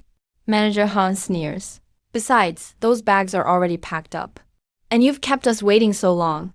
If you don't buy them in the end, hey, the loss of time fee here. You can forget about getting any discount. You remain unfazed. Finished performing, right? Then I'm leaving. You stand up to go? Manager Han's expression tightens. Quickly signals Liu Li with his eyes. The 2 block your path together. You can't just leave like that. If you want to go, leave a loss of time fee. There aren't many customers in the building. Now, both shoppers and salespeople are gathering over. And Hermes' boutique salesman steps up. Honestly, it's not a big deal. The bags aren't damaged. Just put them back later and it'll be fine. Manager, maybe we should just let it go. Manager Tan looks at him. Who do you think you are? The cashier girl also speaks up. Manager, this customer hasn't done anything since coming in. You're just asking for money. Manager Tan cuts her off. You're fired. Get out immediately. Champs Elysees. All the salespeople and associates around look upset, but no one dares to speak. Manager Tan scans the room and scolds now. Who else wants to speak up for this guy? The mall falls utterly silent. You shake your head helplessly. I really didn't want to argue with these leeches, but they just won't let up. It's just a scam. Just call the police. You're about to act. Suddenly, a car screeches to a halt outside the lobby. A security guard yells, "Miss, you can't park here. Please move your car to the parking spot." A girl enters from the main door. She immediately spots you sitting on the chair. Her eyes light up. She walks over smiling. Liu Li sees her, instinctively takes a half step back. Manager Tan feels she looks familiar. After a brief thought, his eyes widen in shock. The Wang Group's heiress. Wang Yixu, she instantly plasters on a smile and goes up. "Miss Wang, what brings you here today?" But Wang Yixu ignores him, walks straight up to you. "Su Fan, I finally found you. Do you know how much effort I put into finding you?" You wonder to yourself. Manager Tan is dumbfounded. He swallows hard and nervously steps forward. "Ah, Miss Wang, you." Wang Yixu doesn't look at him and keeps talking to you. "Su Fan, you didn't have time to meet me. I thought you were busy making mechas. What brings you here then?" Manager Tan's expression freezes completely. "Wang Yixu, suddenly you realize why you're here. It's a long story." You ask them. Wang Yixu finally looks around. The cashier girl has teary eyes. Almost everyone is glaring at Manager Tan. After checking with everyone, she frowns and snaps at Manager Tan. "Where did you get the nerve?" Manager Tan looks devastated. Miss Wang, it's all a misunderstanding. A misunderstanding, I swear. A misunderstanding? Wang Yixu sneers. From what I hear from the staff, you've done this scam dozens of times. This is fraud. Save your words for the police. From now on, none of the local partner companies will ever hire people like you. She turns to look at Liu Li. Same goes for you. Liu Li's face turns grim. She suddenly laughs at herself and slumps to the floor with a thud, bursting into hopeless tears. Manager Han looks completely deflated. Regret is eating him alive. He grits his teeth at Liu Li. Thinking he'll ask a friend to pull strings later, to get a lighter sentence and go elsewhere with a new identity, his nerves slowly calm down. In the end, he looks at Yu and Wang Yixu, a flash of resentment in his eyes. After Manager Han gets put in his place, the surrounding sales staff clap with delight, saying straight out that Wang Yixu just did something great. Wang Yixu tilts her chin at Yu, showing off like a kid. Just then, another screech of brakes sounds outside. This time, the security doesn't say anything. Amid hurried footsteps, 8 soldiers in camouflage, armed and ready, rush into the lobby, taking positions. Seeing their dark muzzles, everyone draws back. You're startled. What are these soldiers doing here? Wang Yixu explains to you. I know these security officers. They're here for you. For me? You're even more confused. Everyone around you is staring in shock. Manager Han gets a bad feeling. Grandpa Hua and Grandpa Wang's side. Wang Yixu waves to the 2 elders. You recognize them at first sight and immediately stand up, straighten your back, with a respectful look. You're a student at Zhonghai National Defense Technology University, familiar with both Elder Wang and Elder Hua. They're the nation's pillars, worthy of respect. You think of your father. He once hoped to do research with them, sadly met misfortune. The hospital has been your driving force ever since. Su Fan. Elder Wang walks briskly over to you. Did you develop that item for applied sciences? It was you. The teacher answers. Well done. Elder Wang's rough hands grip your arms tightly and give you 2 excited shakes. The talkative old man next to him keeps praising you. So tenacious. Serving the nation and the people. A pillar of the country. You're stunned for a second. You wonder if they're overdoing the praise. And quickly say, Elders, you really flatter me, honestly. So humble. Surely a person who will accomplish great things. Excellent. Excellent. Elder Wang gets more and more pleased. The corners of your mouth twitch. You're at a loss. Getting all this praise the first meeting. There must be some misunderstanding. Someone in the crowd recognizes them. That's Elder Wang. And the other one must be the talkative Elder Wang He. Who's the talkative one? One of the top distinguished scientists in the country. Exclamations break out everywhere. Liu Li, sitting on the floor, looks even worse. Manager Han's face is gloomy. Senses trouble is coming. Just then, there's more commotion outside. The break-in door shut almost simultaneously. A hearty laugh echoes. A middle-aged man in military uniform, with dark skin, walks quickly inside. A general star on his shoulder. Which one is young Su? Let me have a look. Another round of gasps from the crowd. Someone exclaims, damn. Even a major general calls Su Fan brother. Manager Tan's face turned deathly pale. His upper and lower teeth chattered violently, making a clicking sound. Only one thought remained in his mind. I'm dead meat. Liu Li's eyes were lifeless, huddled in the corner, looking as if she had been scared senseless. Uncle Gozhang, what are you doing here?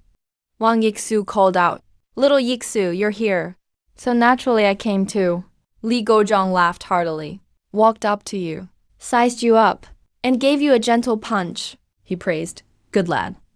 You were a bit flattered, but you were muttering to yourself, wondering if he had the wrong person. A large crowd swarmed in behind them. Mr. Wang, Mr. Hua, and Commander Li. Hello, everyone. Oh, old Zhu and old Hu. Why are you two joining the fun too? Mr. Wang went to meet them. You 2 elders have arrived. Commander Li is here too. If we juniors didn't show up, it would be a bit inappropriate. The 2 sides clearly knew each other. Manager Han's pupils trembled violently. These faces actually matched the leaders he had seen on TV. His hands and feet couldn't stop shaking. With this lineup, even if his friend was a general, even the president would be useless. He was originally going to get 10 years, but now he's looking at a damn life sentence. His eyes finally rolled back. His legs kicked twice. His arms curled up like chicken claws. And he stopped moving entirely. Liu Li was also completely stunned. She curled up and closed her eyes, resigning to her fate and waiting for the legal punishment. After some pleasantries, Wang Yixu exposed the misdeeds of Manager Han and Liu Li. With one phone call to the relevant department, the two were handcuffed and taken away. The groups dispersed. Wang Yixu stepped on the gas, bringing you back to the Shanghai Military Scientific Research Base. In the 10-meter-high indoor arena, the Jiangshino, one Mecha was like a fierce tiger. Parked quietly in the center of the arena, you pressed your palm against the Mecha's calf, feeling the familiar texture, feeling a wave of emotion in your heart. Mr. Wang stroked his beard.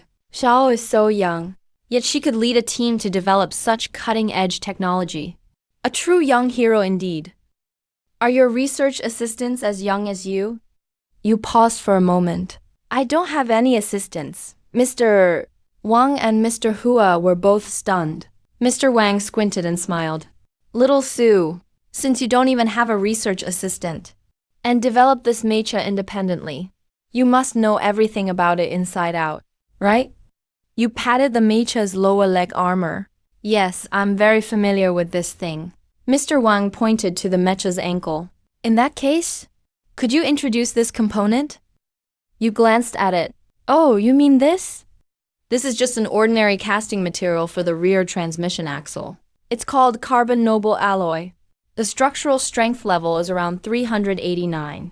The reason for this strength level is that the component's design accounts for 15%, while the material's properties account for 85%. Under normal circumstances, A nuclear blast would only scratch off a bit of its paint. Under a specific magnetic field, it has super constant temperature characteristics. During extreme temperature control simulations, from absolute 0 to 10,000 degrees Celsius, the temperature of its core layer stays stable at 1,530 degrees. Mr. Wang's eyes widened. Standing there in a daze, he took a breath and pointed to the mecha's shoulder. Little Sue, I believe what you said is true. But could you also introduce that thing over there? You looked up at the shoulder. The corners of your mouth curled up at the sight of the railgun. You mean that? That's simple too. It's actually an improved version of an electromagnetic railgun. Unlike gas pressure acting on a projectile, it uses the force of the electromagnetic field in the system to fire the shell. The duration of the force is much longer, greatly increasing the velocity and range of the projectile. I'm sure you understand all this, so I don't need to say more, right? Mr. Wang's face twitched twice, and his old face turned red. Maybe you should explain it anyway? Stunned, you looked at the chatterbox. The chatterbox nodded. Please explain it. The surrounding researchers were also whispering. Did you get it? No, but I can't say I didn't. I can only say I have no idea what he's talking about. You covered your face. Thinking about doing this order, it really isn't easy. Having to explain it to all these people, you had no choice but to speak. This thing consists of 3 parts: the energy accelerator, and the trigger system. The energy source I'm using is fundamentally the core virtual point module for the hydrogen-powered engine. You said it all in one breath, and your throat was dry? Wang Yixu handed you a bottle of mineral water. You took a few gulps. Are there any other questions? No one around spoke. In the brief silence, everyone still looked confused. Then, full of expectation, Mr. Wang said, Little Sue, there's one more thing. Specifically, the synthesis path of this carbon noble alloy, and the related chemical equations. Do you still remember them? You nodded. The synthesis path and chemical formulas are all in my head. Help me find some paper and a pen. Oh, okay. Wang Yixu froze for a moment. Then she quickly ran to find paper and a pen. You sat on the ground, writing and drawing on the notebook. 10 minutes later, You had written over 10 pages. You handed the notebook to Mr. Wang. It contains detailed steps for making the carbon noble alloy, as well as the theoretical basis. The specific chemical equations are also attached at the end. Mr. Wang was shocked. You're just giving it to us like this. You smiled. Yeah, it's just a few formulas, it's nothing. Mr. Wang took the notebook, his heart racing. After a quick flip through, he was certain it wasn't fake. He clutched the notebook, and tears welled up in his eyes. Mr. Wang and Mr. Hua flipped through what you wrote, their eyes lighting up from time to time. Tong Yao watched them and then walked up to you. Hello, Su Fan. I'm a specialist in computer programming, exoskeleton armor control systems, and an electronic warfare expert for the Southern Military Region. My name is Tong Yao. Hello. The two smiled and shook hands. Su Fan, I'd like to ask you something. What computer language was used to write? The central control system of the Jiangshan No. 1 Mecha. Central control system? I didn't use any computer language at all. You paused, saying, so-called programming is abstracting real-world problems into data processing and achieving goals through logical expression. But my central control system follows a completely different set of logic, based on physical controls. It deeply integrates intelligence GPT to perform anthropomorphic operations to achieve the goal. Putting it this way, you should understand now, right? Tong Yao was stunned. Her eyes darted around. I get it. By the way, can I borrow your phone for a second? Sure. You take out your phone and hand it over. Hang Yao held the phone in his hand and froze for a moment. So light. He opened the device info menu. At a glance, he was instantly stunned. System version, Zhuanshan 10. Device name, Handsome Bookworm. Storage, do it. Battery capacity, nanoneutrino power generation. No battery needed. Processor, Jiangshan 001 processor. Processing speed, satat milliseconds effective. Signal range, solar system. Rear camera, 1 billion pixels. Waterproof rating, IP, 1000. Tong Yao's eyes widened. He started scratching his head like crazy. After a long while, He asked Su Fan. did you mod this phone yourself too? You felt a bit nervous and answered directly. Yeah, but it's really a pain to mod a phone. It is a pain. Tong Yao asked seriously, can you explain to me more about how this Zhuanshan 10 system works? Alright, sure. You replied casually. This is way simpler than the Jiangshan 1's core control system. Its core is just efficient use of hardware resources. Tong Yao gave a silly laugh. Haha, I get it, I really do. I totally understand what you're talking about. He handed the phone back to you and said nothing more. At this point, Old Wang and the chatterbox had already taken your manuscript and carefully kept it safe. After seeing you finish talking, Old Wang came over. Zhao Su, what were you guys talking about? Not much. Tong Yao asked me a few questions. I just answered them. Questions about what? The core control system. Old Wang looked a bit serious. Everybody turned to look at Tong Yao. Old Wang sighed and asked you again, Zhao Su, if you really developed and made all of this, where did you build it? At an abandoned warehouse I rented. My intelligent fabrication machine is still sitting there in the warehouse. So after the Mecha was built, who did the test flight? The test pilot. Obviously me too. You answer seriously. There wasn't enough time back then, so I just did a quick loop or whatever. The chatterbox suddenly rushed over and grabbed your arm. His face was full of disbelief. So you even did the risky stuff yourself? You nodded. Even now, when you see Jiangshan 1, you still feel emotional. Well, since you say so. Would you mind doing a test flight right now? Old Wang was very excited. You took a small step back. Sure. Old Wang looked at Wang Yixu. Zhao Yixu, you mentioned before that the cockpit has a co-pilot seat. Yeah, but it's basically for passengers. No actual controls available. Wang Yixu's eyes lit up. Grandpa, can I go with him? You should go along too. After all, Su Fan's only operated it once before. So in case he makes a mistake, you can fix it right away. Okay, following Old Wang's instructions. Wang Yixu left her phone and opened data sync. Old Wang also connected to a military satellite to secure comms. Next, they started the Mecha scan authentication. Entered the cockpit. You grabbed Wang Yixu's phone and opened the IP, inputting a code. The Mecha's eyes flashed red, shooting out beams of light with a sizzling sound inside. Startup initiated. 2 steel arms reached over and pulled you and Wang Yixu into the cockpit. Click. The cockpit closed. All control units normal. Beam weapons not mounted. Dragoon system not mounted. Current driving mode. Master quick start complete. Standing by for deployment. Wang Yixu sat in the co-pilot seat.